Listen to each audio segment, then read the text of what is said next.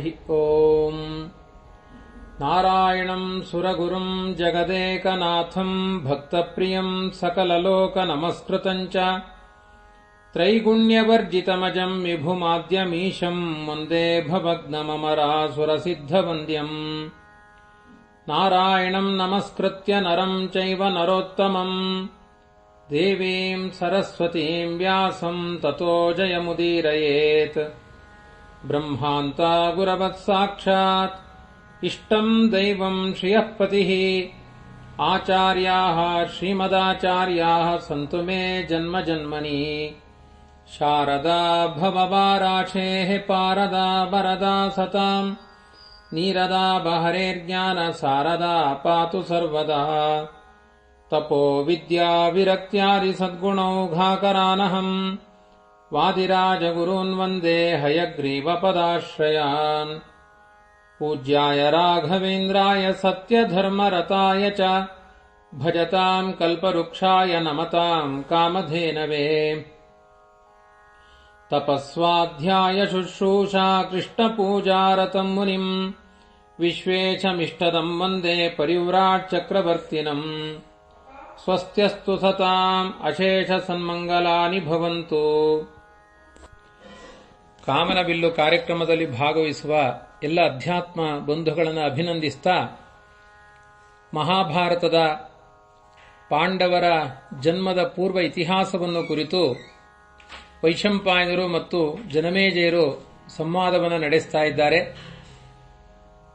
ಸತ್ಯವತಿ ಚಿತ್ರಾಂಗದ ವಿಚಿತ್ರವೀರ್ಯ ಅನ್ನುವ ಕುರುಕುಲದ ಇಬ್ಬರು ಶ್ರೇಷ್ಠ ಪುರುಷರು ಅಕಾಲದಲ್ಲಿ ಮರಣವನ್ನು ಹೊಂದಿದಾಗ ಭೀಷ್ಮಾಚಾರ್ಯರನ್ನು ಒತ್ತಾಯ ಮಾಡುತ್ತಾಳೆ, ನೀವೇ ಈ ಕುಲದ ಹಿರಿಯ ಸ್ಥಾನದಲ್ಲಿ ನಿಂತು ವಂಶವನ್ನು ನಡೆಸಿಕೊಂಡು ಹೋಗಬೇಕು.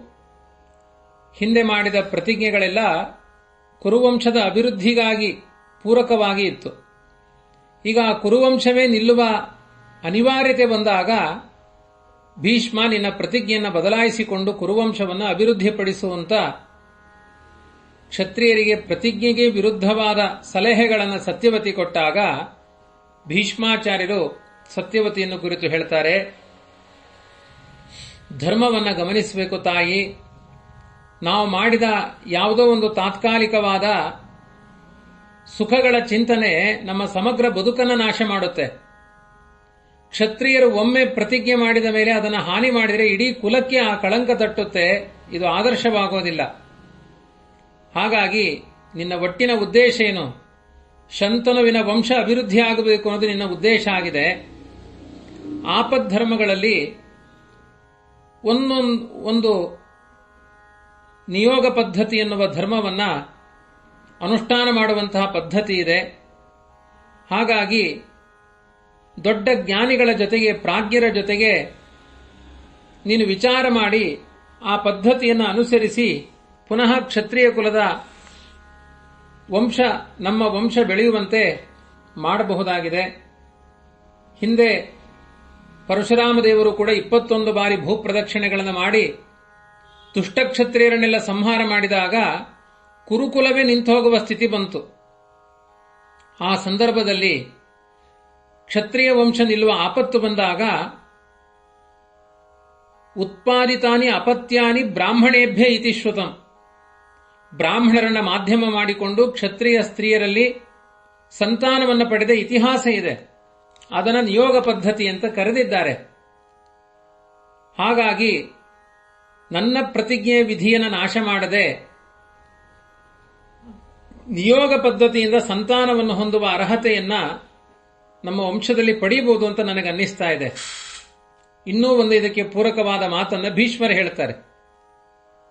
ಹಿಂದೆ ಮಹಾಮೇಧಾವಿಗಳಾದ ಉಚಥ್ಯ ಅನ್ನುವ ಋಷಿಗಳು, ಉಚಥ್ಯರು ಬೃಹಸ್ಪತ್ಯಾಚಾರ್ಯರ ಅಣ್ಣ, ದೇವಲೋಕದ ಕುಲಗುರುಗಳಾದ ಬೃಹಸ್ಪತ್ಯಾಚಾರ್ಯರ ಸಹೋದರ ಉಚಥ್ಯ.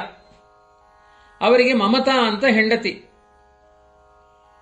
ಈ ಸಂದರ್ಭದಲ್ಲಿ ಬೃಹಸ್ಪತ್ಯಾಚಾರ್ಯರು ಮಮತೆಯ ಸಮಾಗಮದಿಂದ, ಅಂದರೆ ಅಣ್ಣನ ಪತ್ನಿಯಲ್ಲಿ ತಮ್ಮನಾದವನು ಮಗ ಪಡೆಯುವಂತಹ ಪದ್ಧತಿ ಇತ್ತು, ನಿಯೋಗ ಪದ್ಧತಿ ಇತ್ತು. ಅಣ್ಣನ ಪತ್ನಿಯಲ್ಲಿ ತಮ್ಮನಾದವನು ಸಂತಾನಹೀನನಾದಾಗ ಮಕ್ಕಳನ್ನು ಪಡೆಯುವ ವ್ಯವಸ್ಥೆ ಇತ್ತು. ಆ ಸಂದರ್ಭದಲ್ಲಿ ಮಮತೆಯನ್ನ ಸಂಪರ್ಕ ಮಾಡ್ತಾರೆ ಬೃಹಸ್ಪತ್ಯಾಚಾರ್ಯರು. ಆದರೆ ಆ ಮಮತೆಯ ಗರ್ಭದಲ್ಲಿ ಷಡಂಗ ಅಧ್ಯಯನ ಮಾಡ್ತಾ ಇರುವ ಒಂದು ಉತ್ತಮವಾದ ವೇದಾಧ್ಯಯನಶೀಲವಾದ ಮಗು, ಅಂದರೆ ಉಚಥ್ಯರ ಮಗು, ಬೃಹಸ್ಪತ್ಯಾಚಾರ್ಯರ ಅಣ್ಣನ ಮಗು ಗರ್ಭದಲ್ಲಿ ಇತ್ತು. ಗರ್ಭಿಣಿ ಆದಾಗಲೇ ಸಮಾಗಮ ಮಾಡಲಿಕ್ಕೆ ಹೋಗ್ತಾರೆ.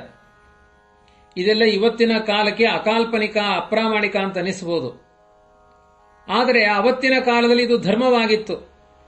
ಆ ಸಂದರ್ಭದಲ್ಲಿ ನಾವಿವತ್ತು ಹೇಗೆ ಖಂಡಿಸ್ತೇವೆ, ಗರ್ಭದಲ್ಲಿರುವ ಮಗು ಖಂಡಿಸ್ತಂತೆ. ಚಿಕ್ಕಪ್ಪ, ನೀನೇನು ಸಾಹಸ ಮಾಡ್ತಾ ಇದ್ದೆ, ಹೊಟ್ಟೆ ಒಳಗಡೆ ನಾನು ಈಗಾಗಲೇ ಕುಳಿತಿದ್ದೇನೆ, ಇನ್ನೊಂದು ಮಗುವಿಗೆ ಸ್ಥಾನ ಇಲ್ಲ, ನಾನು ಬಂದಿದ್ದೇನೆ ಅಂತ ಹೇಳಿದಾಗ ಸಮಾಗಮದ ಪ್ರಸಂಗದಲ್ಲಿ ಆ ಗರ್ಭಸ್ಥವಾದ ಮಗು ಇಂತಹ ಮಾತುಗಳನ್ನಾಡಿದಾಗ ಉಚಥ್ಯರ ಮಗನಿಗೆ ಬೃಹಸ್ಪತಿಗಳು ಶಾಪ ಕೊಡ್ತಾರೆ. ಅಂದರೆ ಒಂದು ಸ್ತ್ರೀ ಪುರುಷರ ಸಮಾಗಮದ ಸ್ಥಾನದಲ್ಲಿ ಇದ್ದಾಗ ಅದನ್ನು ನಿಷೇಧ ಮಾಡುವುದರಿಂದ ಅಂಧರಾಗ್ತಾರೆ ಅಂತ ಒಂದು ನಿಯಮ ಇದೆ. ನೀನು ಅಂಧನಾಗಿ ಹೋಗು ಅಂತ ಬೃಹಸ್ಪತಿಗಳು ಶಾಪ ಕೊಡ್ತಾರೆ. ಕಣ್ಣು ಕುರುಡಾದ್ರೇನು, ಅಂತರಂಗದ ಜ್ಞಾನದ ಚಕ್ಷುಸ್ಸನ್ನು ಕಳೆದುಕೊಳ್ಳೋದಿಲ್ಲ. ಆ ಉಚಥ್ಯರ ಮಗನಿಗೆ ದೀರ್ಘತಮ ಅಂತ ಹೆಸರು. ವೇದದ್ರಟ್ಟಾರರಾದ ಋಷಿಗಳವರು. ಹುಟ್ಟು ಕುರುಡರಾಗಿದ್ರೂ ಕೂಡ ಅವರು ತುಂಬಾ ದೊಡ್ಡ ಜ್ಞಾನಿಗಳು. ಕಾಲಾಂತರದಲ್ಲಿ ಅವರು ದ್ವಿಷಂತಿ ಅಂತ ಒಂದು ಬ್ರಾಹ್ಮಣ ಕನ್ಯೆಯನ್ನ ತಮ್ಮ ವಿದ್ಯೆಯ ಬಲದಿಂದ ಪತ್ನಿಯನ್ನಾಗಿ ಪಡೆದುಕೊಳ್ತಾರೆ. ಉಚಥ್ಯರ ಕುಲದ ಅಭಿವೃದ್ಧಿಗಾಗಿ ಅನೇಕ ವಿಧವಾದ ಮಕ್ಕಳನ್ನು ಪಡಿತಾರೆ ಅವರು, ದೀರ್ಘತಮ ಋಷಿಗಳು. ಆದರೆ ಅವಳ ಹೆಸರಿಗೆ ತಕ್ಕಂತೆ ದೀರ್ಘತಮರ ಪತ್ನಿಯೇನಿದ್ದಾಳೆ ದ್ವಿಷಂತಿ, ಅವಳು ಪ್ರದ್ವಿಷಂತಿ, ತುಂಬಾ ದ್ವೇಷವನ್ನೇ ಮಾಡ್ತಾ ಇರ್ತಾಳೆ ಗಂಡನನ್ನ ಕುರಿತು. ಕೇಳ್ತಾರೆ, ಯಾಕೆ ನೀನು ದ್ವೇಷವನ್ನ ಮಾಡ್ತಾ ಇದ್ದೀ? ಅದಕ್ಕೆ ಅವಳು ಹೇಳ್ತಾಳೆ, ಹೆಂಡತಿಯಾದವಳು ಗಂಡನನ್ನ ರಕ್ಷಣೆ ಮಾಡಬೇಕು. ಅವಾಗ ಅವನಲ್ಲಿ ಭರ್ತ, ಪತಿ ಎನ್ನುವ ಹೆಸರುಗಳಿಗೆ ಔಚಿತ್ಯ ಇದೆ. ಯಾವಾಗಲೂ ನೀನು ಭರಣ ಮಾಡೋದು ಬಿಟ್ಟು, ತಪಸ್ವಿಯಾಗುವುದು ಬಿಟ್ಟು ನೀನು ಭರಣವನ್ನು ಮಾಡ್ತಾ ಇಲ್ಲ, ಕೇವಲ ನಿನ್ನ ಸ್ವಾರ್ಥದ ಆಸೆಗೋಸ್ಕರ ಬದುಕ್ತಾ ಇದ್ದೀ, ನಿನ್ನೊಟ್ಟಿಗೆ ನಾನು ಬದುಕೋದಿಲ್ಲ ಅಂತ ಕಠಿಣವಾದ ಮಾತುಗಳನ್ನು ಆಡ್ತಾಳೆ. ಬ್ರಾಹ್ಮಣನಲ್ಲಿರುವಂತಹ ಅಂತರಂಗದ ವಿದ್ಯೆಯನ್ನು ಅರ್ಥ ಮಾಡಿಕೊಳ್ಳದೆ ಧನದ ಆಸೆಯಿಂದ ಮಾತನಾಡ್ತಾಳೆ. ಅಂದರೆ ನೀನು ಹಣವನ್ನು ಸಂಪಾದನೆ ಮಾಡಬೇಕು, ನನ್ನ ಬದುಕಿನ ಸುಖಗಳಿಗೆ ಸಾಧನಗಳನ್ನು ಒದಗಿಸಿಕೊಡಬೇಕು, ಕೇವಲ ವೇದಾಧ್ಯಯನ ನಿಯೋಗ ಪದ್ಧತಿಯಿಂದ ಮಕ್ಕಳನ್ನು ಪಡೆಯೋದು, ನಿನ್ನಂಥ ಅಂಧನಾದ ಗಂಡನ ಜೊತೆಗೆ ಬದುಕಲಿಕ್ಕೆ ನನಗೆ ಇಷ್ಟವೇ ಇಲ್ಲ ಅಂತ ಇಂಥ ಮಾತುಗಳನ್ನು ಆಡ್ತಾಳೆ. ಅದನ್ನು ಅರ್ಥ ಮಾಡಿಕೊಂಡು ದೀರ್ಘತಮ ಋಷಿಗಳು ಹೇಳ್ತಾರೆ, ಪತ್ನಿಯಾದವಳು ಪತಿಯನ್ನ ಸೇವೆ ಮಾಡಬೇಕು. ನಿನ್ನ ವರ್ತನೆಗಳಲ್ಲಿ ಗಂಡನ ಬಗ್ಗೆ ಸರಿಯಾದ ಅಭಿರುಚಿಯೇ ಇದ್ದ ಹಾಗೆ ಕಾಣಿಸ್ತಾ ಇಲ್ಲ, ತುಂಬಾ ಅಪ್ರಾಮಾಣಿಕವಾಗಿ ಇಷ್ಟ ಬಂದಂತೆ ನೀನು ಮಾಡ್ತಾ ಇದ್ದೀ, ಮೊದಲಿನ ತರ ನೀನು ವರ್ತನೆ ಮಾಡ್ತಾ ಇಲ್ಲ. ನನಗೆ ಅರ್ಥ ಆಗಿದೆ, ನಿನಗೆ ನನ್ನ ಬಗ್ಗೆ ಪ್ರೀತಿ ಮನಸ್ಸಿನಿಂದ ಹೊರಟೋಗಿದೆ. ಆದ್ದರಿಂದ ಒಂದು ವಿಧದಲ್ಲಿ ಈ ಗಂಡ ಬೇಡ, ಇನ್ನೊಬ್ಬ ಗಂಡ ಇದ್ರೆ ಚೆನ್ನಾಗಿರುತ್ತೆ, ಸುಖ ಸಾಧನೆಗಳನ್ನು ತಂದು ಕೊಡುವ, ಹಣ ತಂದು ಕೊಡುವ ಗಂಡ ಇದ್ರೆ ಅವನು ನನಗೆ ಆಶ್ರಯನಾಗ್ತಾನೆ ಅಂತ ನೀನು ಯೋಚನೆ ಮಾಡ್ತಾ ಇದ್ದಿ. ಒಂದು ತಿಳ್ಕೋ, ಇವತ್ತಿಂದ ನಾನು ಲೋಕದಲ್ಲಿ ಒಂದು ಮರ್ಯಾದೆಯನ್ನು ಸ್ಥಾಪನೆ ಮಾಡ್ತಾ ಇದ್ದೇನೆ. ಅದ್ಯ ಪ್ರಭೃತಿ ಮರ್ಯಾದಾ ಮಯಾಲೋಕೆ ಪ್ರತಿಷ್ಠಿತ ಏಕಏವ ಪತ್ನ್ಯ ಯಾವಜ್ಜೀವಂ ಪರಾಯಣಂ. ಸಾಯೋ ತನಕ ಒಬ್ಬ ಪತಿಯನ್ನ ಅವಳು ವಿವಾಹ ಮಾಡಿಕೊಂಡ ಮೇಲೆ ಅವನ ಜೊತೆಗೇ ಸಂಸಾರವನ್ನು ಮಾಡಬೇಕು. ಆ ಪತಿಯೇ ಆಶ್ರಯನಾಗಿರ್ತಾನೆ. ಇದು ಧರ್ಮದ ಪ್ರತಿಷ್ಠೆ. ಇದು ಮೃತನಾದ ಮೇಲೆ ಅಥವಾ ಗಂಡ ಬದುಕಿದ್ದಾಗಲೇ ಪತ್ನಿ ಇನ್ನೊಬ್ಬನ ಸಹವಾಸ ಮಾಡಿದರೆ ಅಭಿಗಮ್ಯ ಪರಂ ನಾರಿ ಪತಿಷ್ಯತಿ ನ ಸಂಶಯ, ಅವಳು ಪಾತಿಥ್ಯವನ್ನು ಹೊಂದುತ್ತಾಳೆ. ನನಗಿದರಲ್ಲಿ ಯಾವ ಸಂಶಯಗಳಿಲ್ಲ. ಪತಿ ಇಲ್ಲದ ನಾರಿಯರಿಗೆ ಈ ರೀತಿಯಾದ ವರ್ತನೆಗಳಿಂದ ದೊಡ್ಡ ಪಾತಕ ಉಂಟಾಗಲಿ. ಇವತ್ತು ಗಂಡ ಇದ್ದಾಗಲೇ ಬಟ್ಟೆ ಬದಲಾಯಿಸಿದಾಗೆ ಗಂಡಂದಿರನ್ನ ಬದಲಾಯಿಸುವಂತಹ ಹೆಣ್ಮಕ್ಕಳಿದ್ದಾರೆ. ಅಂತಹ ಘೋರವಾದ ಕಲಿಯುಗವನ್ನು ನಾವು ನೋಡ್ತಾ ಇದ್ದೇವೆ. ಗಂಡ ಸತ್ತ ಮೇಲೂ ಇನ್ನೊಬ್ಬ ಪುರುಷನನ್ನ ಮದುವೆ ಆಗಬಾರದು. ಇದರಿಂದ ತುಂಬಾ ದೊಡ್ಡ ಧರ್ಮದ ಸಂಕೀರ್ಣತೆ ಉಂಟಾಗುತ್ತೆ. ಮಕ್ಕಳು ಯಾವ ತಾಯಿಯನ್ನು ಆಶ್ರಯಿಸಿ ಹುಟ್ಟುತ್ತಾರೋ ಅವಳ ಗರ್ಭವೇ ಅಶುದ್ಧಿಯಾಗಿದ್ರೆ ಮಕ್ಕಳ ಶುದ್ಧಿಯನ್ನು ಹೊಂದುತ್ತಾರೆ. ಅಶುದ್ಧರಾದ ಮಕ್ಕಳು ಮಾಡಿದ ವೇದಾಧ್ಯಯನ ಅಶುದ್ಧವಾಗುತ್ತೆ. ಹಾಗಾಗಿ ಇಂಥ ಯಾರು ಇನ್ನು ಮೇಲೆ ಈ ರೀತಿ ಮಾಡ್ತಾರೆ ಅವರಿಗೆ ಅಪಕೀರ್ತಿಗಳು ಬರಲಿ. ಅಕೀರ್ತಿ ಪರಿವಾದಾಶ್ಚ ನಿತ್ಯಂ ತಾಸಾಂ ಭವಂತಿತಿ. ಇದು ನಿರ್ಣಯ ಶಾಸ್ತ್ರವೆನಿಸಿದ ಮಹಾಭಾರತದಲ್ಲಿ ಈ ರೀತಿಯಾಗಿ ಸಮಸ್ತ ಶಾಸ್ತ್ರಗಳ ನಿರ್ಣಯವನ್ನು ಮಾಡುವಂತಹ ಪ್ರಮೇಯ ನಿರ್ಣಾಯಕವಾಗಿರುವಂತಹ ಮಹಾಭಾರತದಲ್ಲಿ ದೀರ್ಘತಮ ಋಷಿಗಳು ಮಾಡಿದ ಶಾಸನ. ಹಾಗಾಗಿ ಯಾವ ಹೆಣ್ಣು ತನ್ನ ಗಂಡ ಇದ್ದಾಗಲೇ ಅಥವಾ ಗತಿಸಿದ ಮೇಲೆ ಮತ್ತೊಬ್ಬ ಪುರುಷನ ಬಗ್ಗೆ ಯೋಚನೆ ಮಾಡ್ತಾಳೆ, ಅವಳಿಗೆ ತುಂಬಾ ದೊಡ್ಡ ಪಾತಿತ್ಯ ಇದೆ, ಕರ್ಮಭ್ರಷ್ಟಳಾಗ್ತಾಳೆ. ಅವಳು ಮಾಡಿದ ಯಾವ ಸತ್ಕರ್ಮಗಳಿಗೆ ಭಗವಂತ ಯೋಗ್ಯವಾದ ಫಲವನ್ನು ಕೊಡೋದಿಲ್ಲ. ಜನ್ಮ ಜನ್ಮಾಂತರದಲ್ಲಿ ಅಪಕೀರ್ತಿಗಳು, ಲೋಕ ನಿಂದನೆಗಳು ಅಂತಹ ಸ್ತ್ರೀಗೆ ಉಂಟಾಗುತ್ತೆ. ಇಷ್ಟು ದೀರ್ಘತಮ ಋಷಿಗಳು ಪ್ರದ್ವಿಷಂತಿಗೆ ಶಾಪವನ್ನು ಕೊಡ್ತಾ ಇದ್ರೆ ಅವಳಿಗೂ ಸಿಟ್ಟು ಬಂತು. ಈಗಾಗಲೇ ಹುಟ್ಟಿದ ಮಕ್ಕಳಿಗೆ ಆದೇಶ ಮಾಡ್ತಾಳೆ, ಈ ಗಂಡ ನಮ್ಮನ್ನ ಬದುಕಿಸುವುದು ಬಿಟ್ಟು ನಮ್ಮ ಸುಖ ಸಾಧನಗಳನ್ನು ಕೊಡದು ಬಿಟ್ಟು ಬೇರೆ ತರ ಮಾತನಾಡ್ತಾ ಇದ್ದಾನೆ, ಏನೋ ವೇದ ಮಂತ್ರ ಹೇಳ್ತಾನಂತೆ, ನಿಯೋಗ ಪದ್ಧತಿಯಿಂದ ಮಕ್ಕಳ ಮಾಡ್ತಾನಂತೆ. ಇಂತಹ ಸ್ವಾರ್ಥಿಯಾದ ಕಾಮುಕನಾದ ಗಂಡನಿಂದ ನಮಗೇನಾಗಬೇಕಾಗಿದೆ ಅಂತ ಮಕ್ಕಳನ್ನೆಲ್ಲ ಹುರಿದುಂಬಿಸಿ ಅವನ ಕಣ್ಣು ಕಾಣದೇ ಇರುವ ಗಂಡನಿಗೆ ಮೈತುಂಬ ಹಗ್ಗಗಳನ್ನು ಸುತ್ತಿ ನೀನು ಸತ್ತೇ ಹೋಗು ಅಂತ ಒಂದು ತೆಪ್ಪ ಮಾಡಿ ಗಂಗೆಯಲ್ಲಿ ಎಸೆದು ಬಿಡ್ತಾರೆ ಆ ಮಕ್ಕಳ ಸಹಿತ ಈ ಪ್ರದ್ವಿಷಂತಿ. ಈ ಹೆಣ್ಮಕ್ಕಳೆಲ್ಲ ಸ್ವಾರ್ಥಕ್ಕಾಗಿ ಗಂಡನನ್ನೇ ಕೊಲೆ ಮಾಡೋರು ಬೇಕಾದಷ್ಟು ಜನ ಇದ್ದಾರೆ.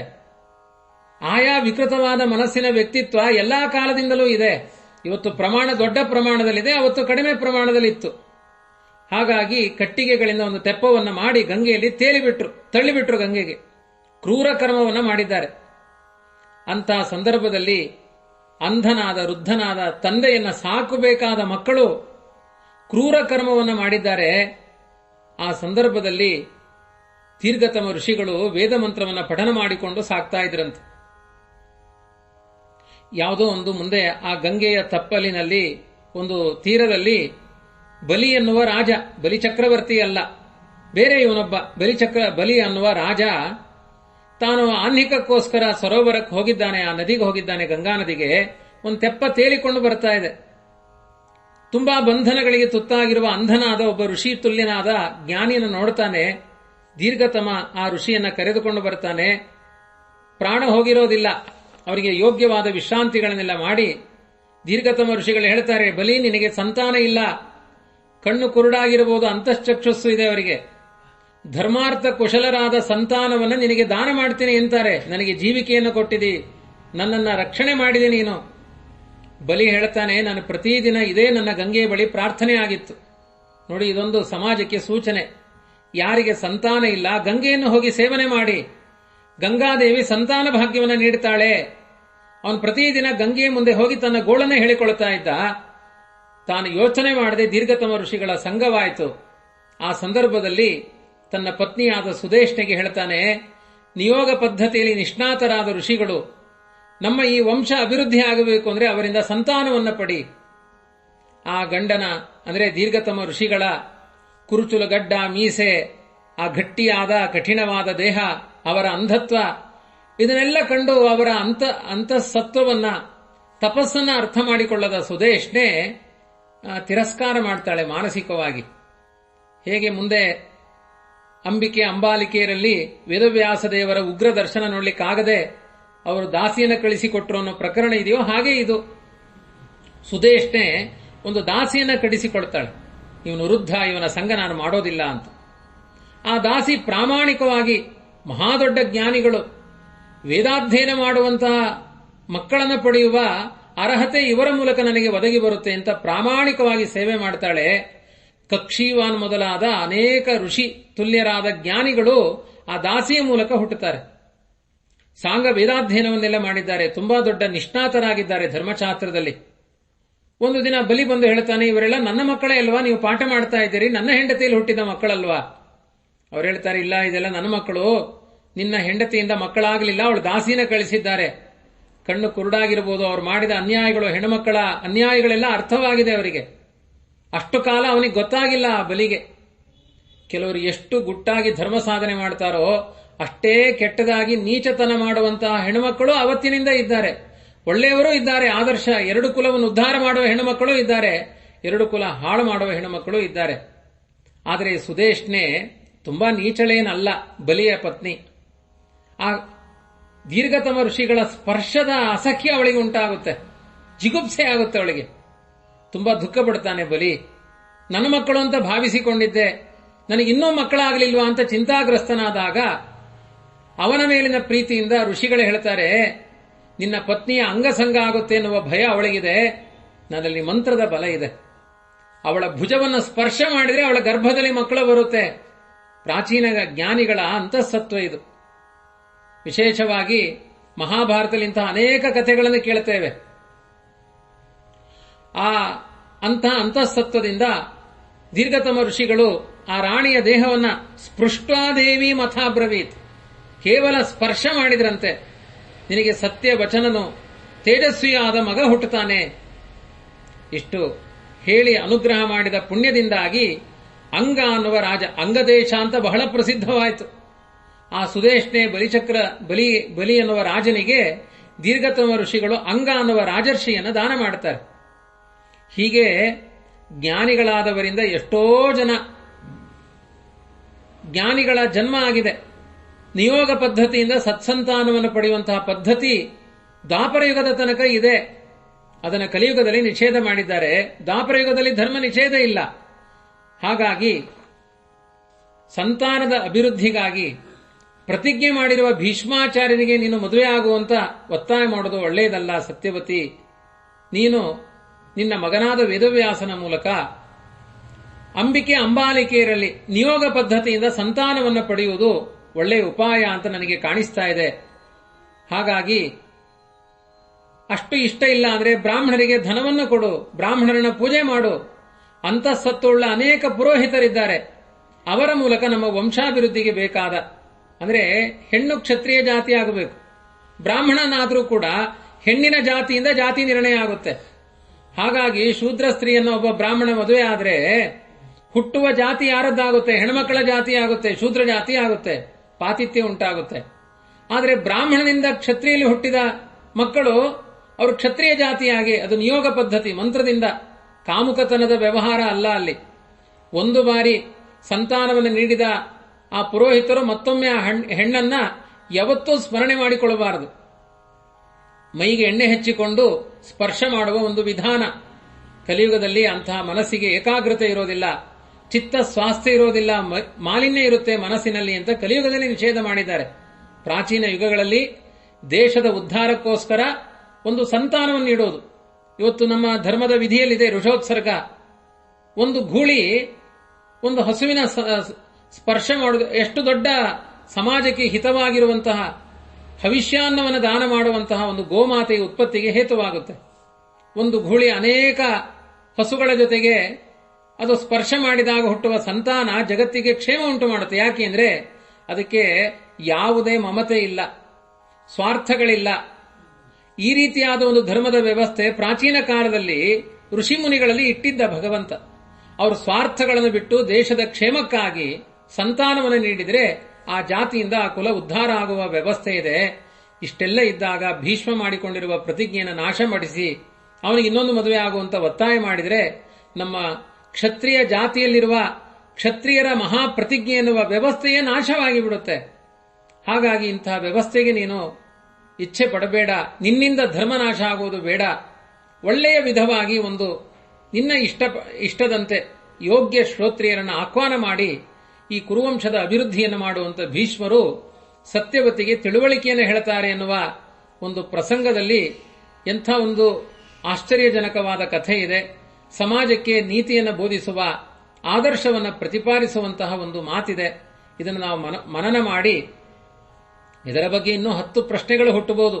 ಎಲ್ಲದಕ್ಕೂ ಮಹಾಭಾರತದಲ್ಲಿ ಉತ್ತರ ಇದೆ. ನಮ್ಮ ಸಮಯದ ಇತಿಮಿತಿಯಲ್ಲಿ ಇಷ್ಟು ಅಭಿಪ್ರಾಯಗಳನ್ನು ಮಹಾಭಾರತದಲ್ಲಿ ವ್ಯಾಸರು ತಿಳಿಸಿದ ಅಭಿಪ್ರಾಯವನ್ನ ನಿವೇದನೆ ಮಾಡಿದ್ದೇನೆ ಅಂತ ಹೇಳ್ತಾ ಎಲ್ಲ ಅಧ್ಯಾತ್ಮ ಭಕ್ತರನ್ನು ಅಭಿನಂದಿಸ್ತಾ ನನ್ನ ಮಾತನ್ನು ಮುಗಿಸ್ತೇನೆ. ಶ್ರೀಕೃಷ್ಣಾರ್ಪಣಮಸ್ತು.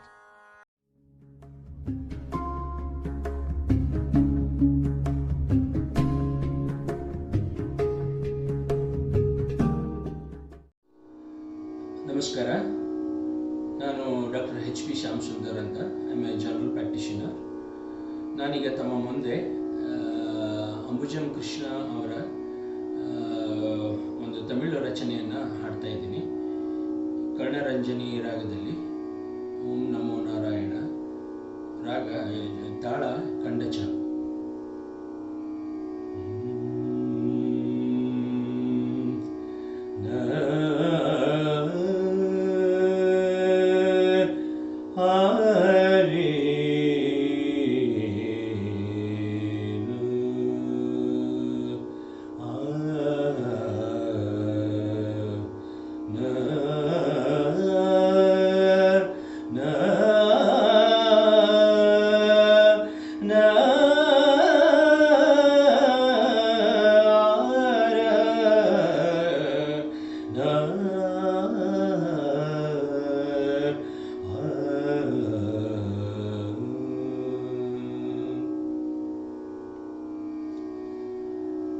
ಓಂ ನಮೋ ನಾರಾಯಣ. ಓಂ ನಮೋ ನಾರಾಯಣ. ಓಂ ನಮೋ ನಾರಾಯಣ. ಓಂ ನಮೋ ನಾರಾಯಣ. ಓಂ ನಮೋ ನಾರಾಯಣ. என்றும் உள்ளம் உருக உரைத்திடு நெஞ்சே. ஓம் நமோ நாராயண. என்றும் உள்ளம் உருக உரைத்திடு நெஞ்சே. ஓம் நமோ நாராயண. என்றும் உள்ளம் உருக உரைத்திடு நெஞ்சே. ஓம் நமோ நாராயண.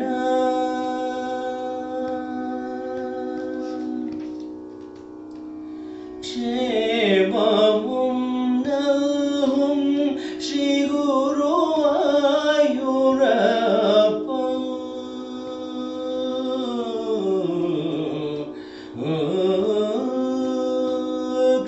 ക്ഷേമവും നൽകും ശ്രീ ഗുരുവായൂരപ്പ.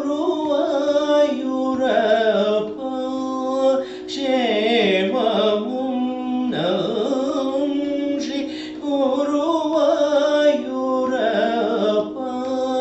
ക്ഷേമവും നൽകും ശ്രീ ഗുരുവായൂരപ്പ. നാമമല്ല ഉയ്വഴി വേറേത്. നാമമല്ല ഉയ്വഴി വേറേത്. നാമമല്ല ഉയ്വഴി വേറേത്. ഓം നമോ നാരായണ. என்றும் உள்ளம் உருக உரைத்திடு நெஞ்சே. ஓம் நமோ நாராயண.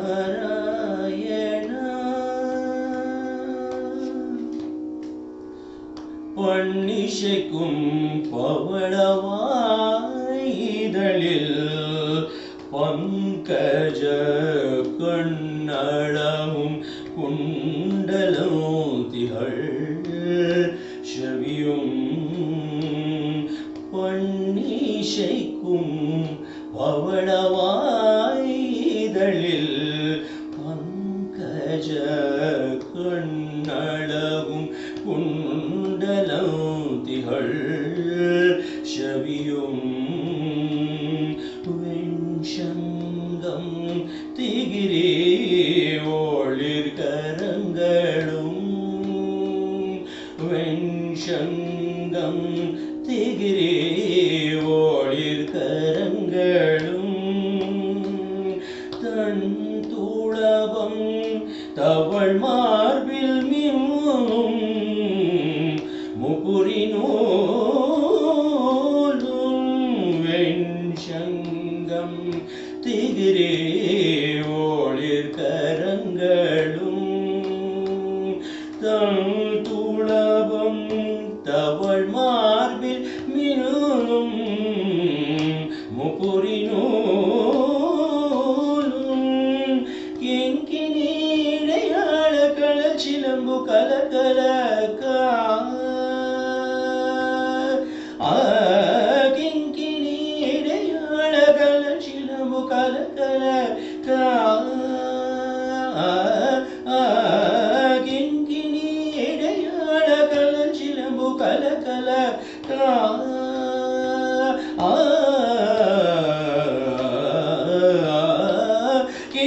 கிங்கினீடையாள களச்சிலம்பு கலகலக மண்ணிடை வைகுண்ட தப்பன் தரு காஞ்சிதனை கிங்கினீடையாள களச்சிலம்பு கலகலக மண்ணிடை வைகுண்ட தப்பன் தரு காஞ்சிதனம் கண்டதொரும் களிப்போடு பண்பாடி கொண்டாடி கரம் குவிது மையுருவி எண்டிசையும் எதிர்லிக்க ஓம்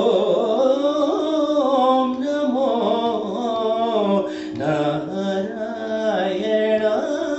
நாராயணாயரும் உள்ளம் உருக உரைத்திட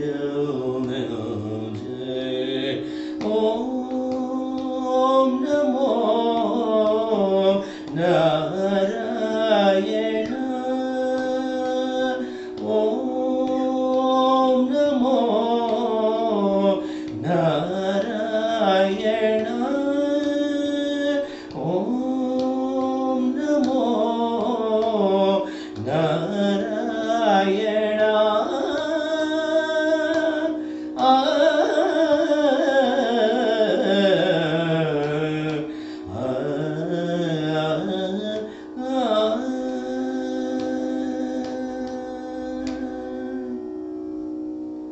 ಥ್ಯಾಂಕ್ ಯು. ನಮಸ್ಕಾರ. ನಾನು ಡಾಕ್ಟರ್ ಎಚ್ ಪಿ ಶ್ಯಾಮಸುಂದರ್. ಈಗ ತಮ್ಮ ಮುಂದೆ ಶ್ರೀ ವಾದಿರಾಜರ ರಚನೆಯ ಆವು ಕುಲವು ರಂಗ ಹಾಡ್ತಾ ಇದ್ದೀನಿ.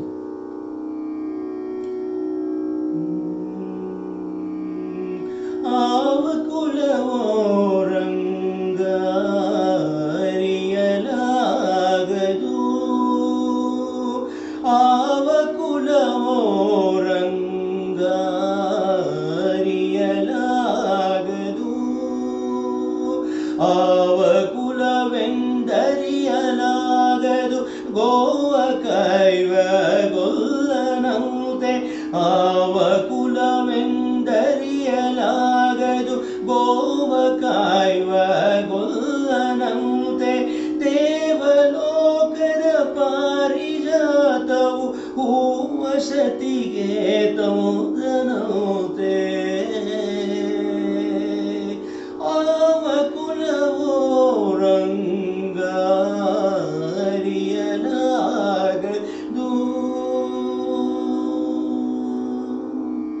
ಗೋಕುಲದಲ್ಲಿ ಹುಟ್ಟಿದನಂತೆ ಗೋವುಗಳನ್ನು ಕಾಯ್ದನಂತೆ ಗೋಕುಲದಲ್ಲಿ ಹುಟ್ಟಿದನಂತೆ ಗೋವುಗಳನ್ನು ಕಾಯ್ದನಂತೆ ಕೊಡಲನೂದಿ ಮೃಗ ಪಕ್ಷಿಗಳ ಮರಳು ಮಾಡಿದನಂತೆ ತರಳತನದಿ ವರಳನಿಗೈ ಮರವ ಮುರಿದು ಮತ್ತೆ ಹಾರಿ ತೆರೆದು ಬಾಯೊಳಗಿರಳು ಲೋಕವ ಇರಿಸಿ ತಾಯಿಗೆ ತೋರ್ಪನಂತೆ ಆವ ಕುಲವೋ ರಂಗ ಅರಿಯಲಾಗದು ಗೊಲ್ಲತಿಯರ ಮನೆಯ ಪೊಕ್ಕು ಕಳ್ಳತನವ ಮಾಡಿದನಂತೆ. ಗೊಲ್ಲತಿಯರ ಮನೆಯ ಪೊಕ್ಕು ಕಳ್ಳತನವ ಮಾಡಿದನಂತೆ. ಒಲ್ಲದ ಪುತನಿಯ ವಿಷವನುಂಡು ಮೆಲ್ಲನೆ ತೃಣನ ಕೊಂದನಂತೆ. ಪಕ್ಷಿ ತನ್ನ ವಾಹನವಂತೆ. ಪಕ್ಷಿ ತನ್ನ ವಾಹನವಂತೆ. ಹಾವು ತನ್ನ ಹಾಸಿಗೆಯಂತೆ. ಮುಕ್ಕಣ್ಣ ತನ್ನ ಮೊಮ್ಮಗನಂತೆ. ಮುದ್ದು ಮುಖದ ಚೆಲ್ವನಂತೆ. ಆವ ಕುಲವೋ ರಂಗ, ಆವ ಕುಲವೋ ರಂಗ, ಅರಿಯಲಾಗದು.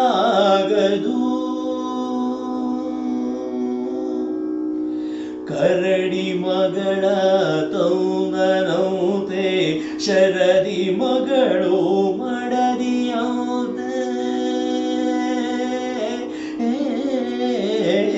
ಕರಡಿ ಮಗಳ ತೊಂದನಂತೆ.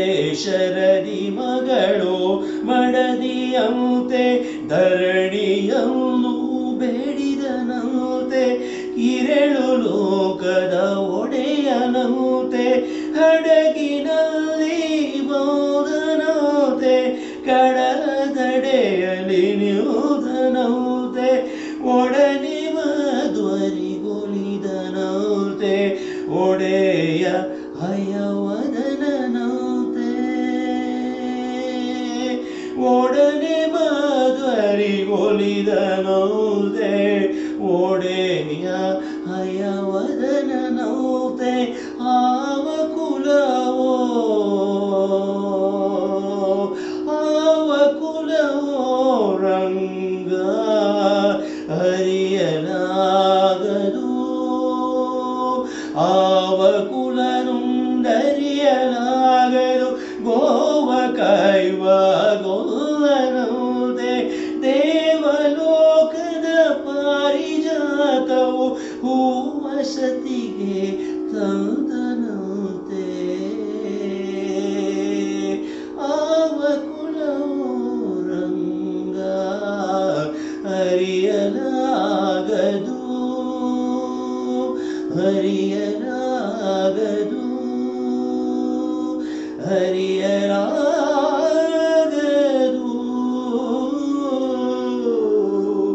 ಓ ಹರಿ.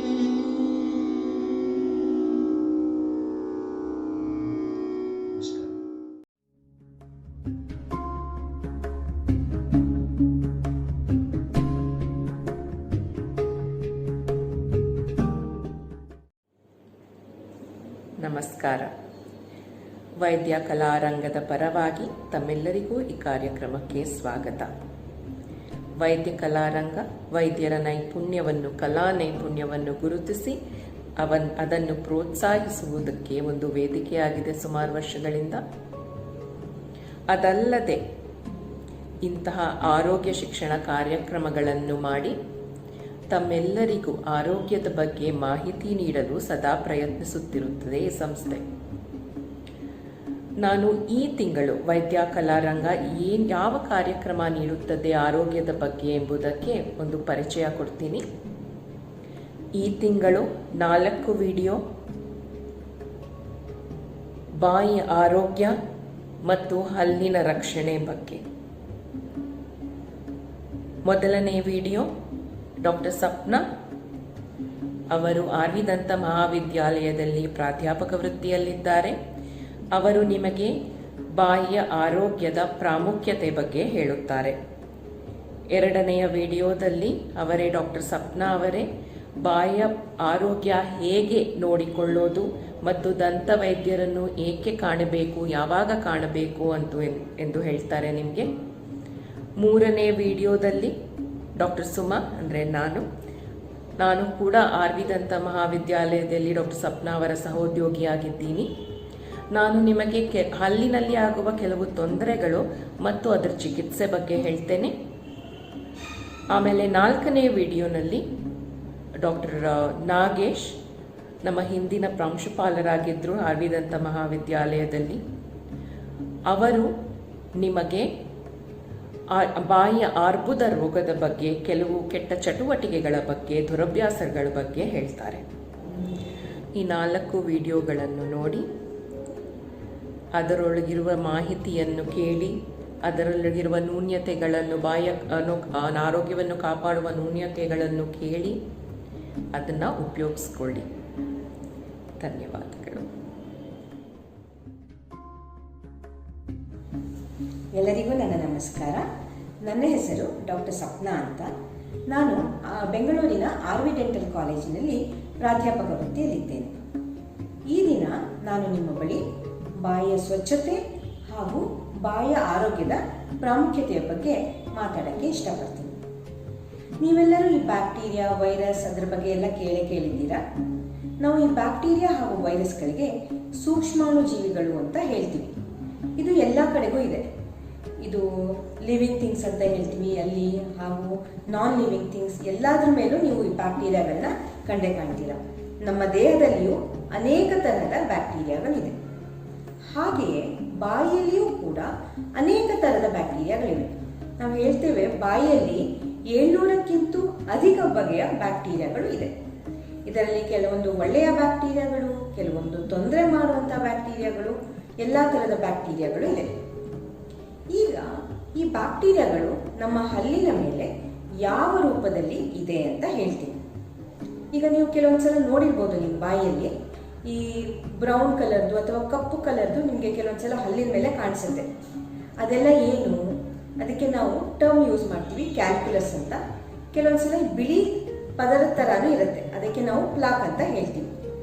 ಇದೆರಡು ಈ ಬ್ಯಾಕ್ಟೀರಿಯಾಗಳ ಗುಂಪು. ಇದರಲ್ಲಿ ಅನೇಕ ಬ್ಯಾಕ್ಟೀರಿಯಾಗಳು ಗುಂಪಾಗಿ ಇರುತ್ತೆ. ಈ ಬ್ಯಾಕ್ಟೀರಿಯಾಗಳಿಂದಲೇ ನಮಗೆ ಅನೇಕ ತರಹದ ತೊಂದರೆಗಳಾಗುತ್ತೆ.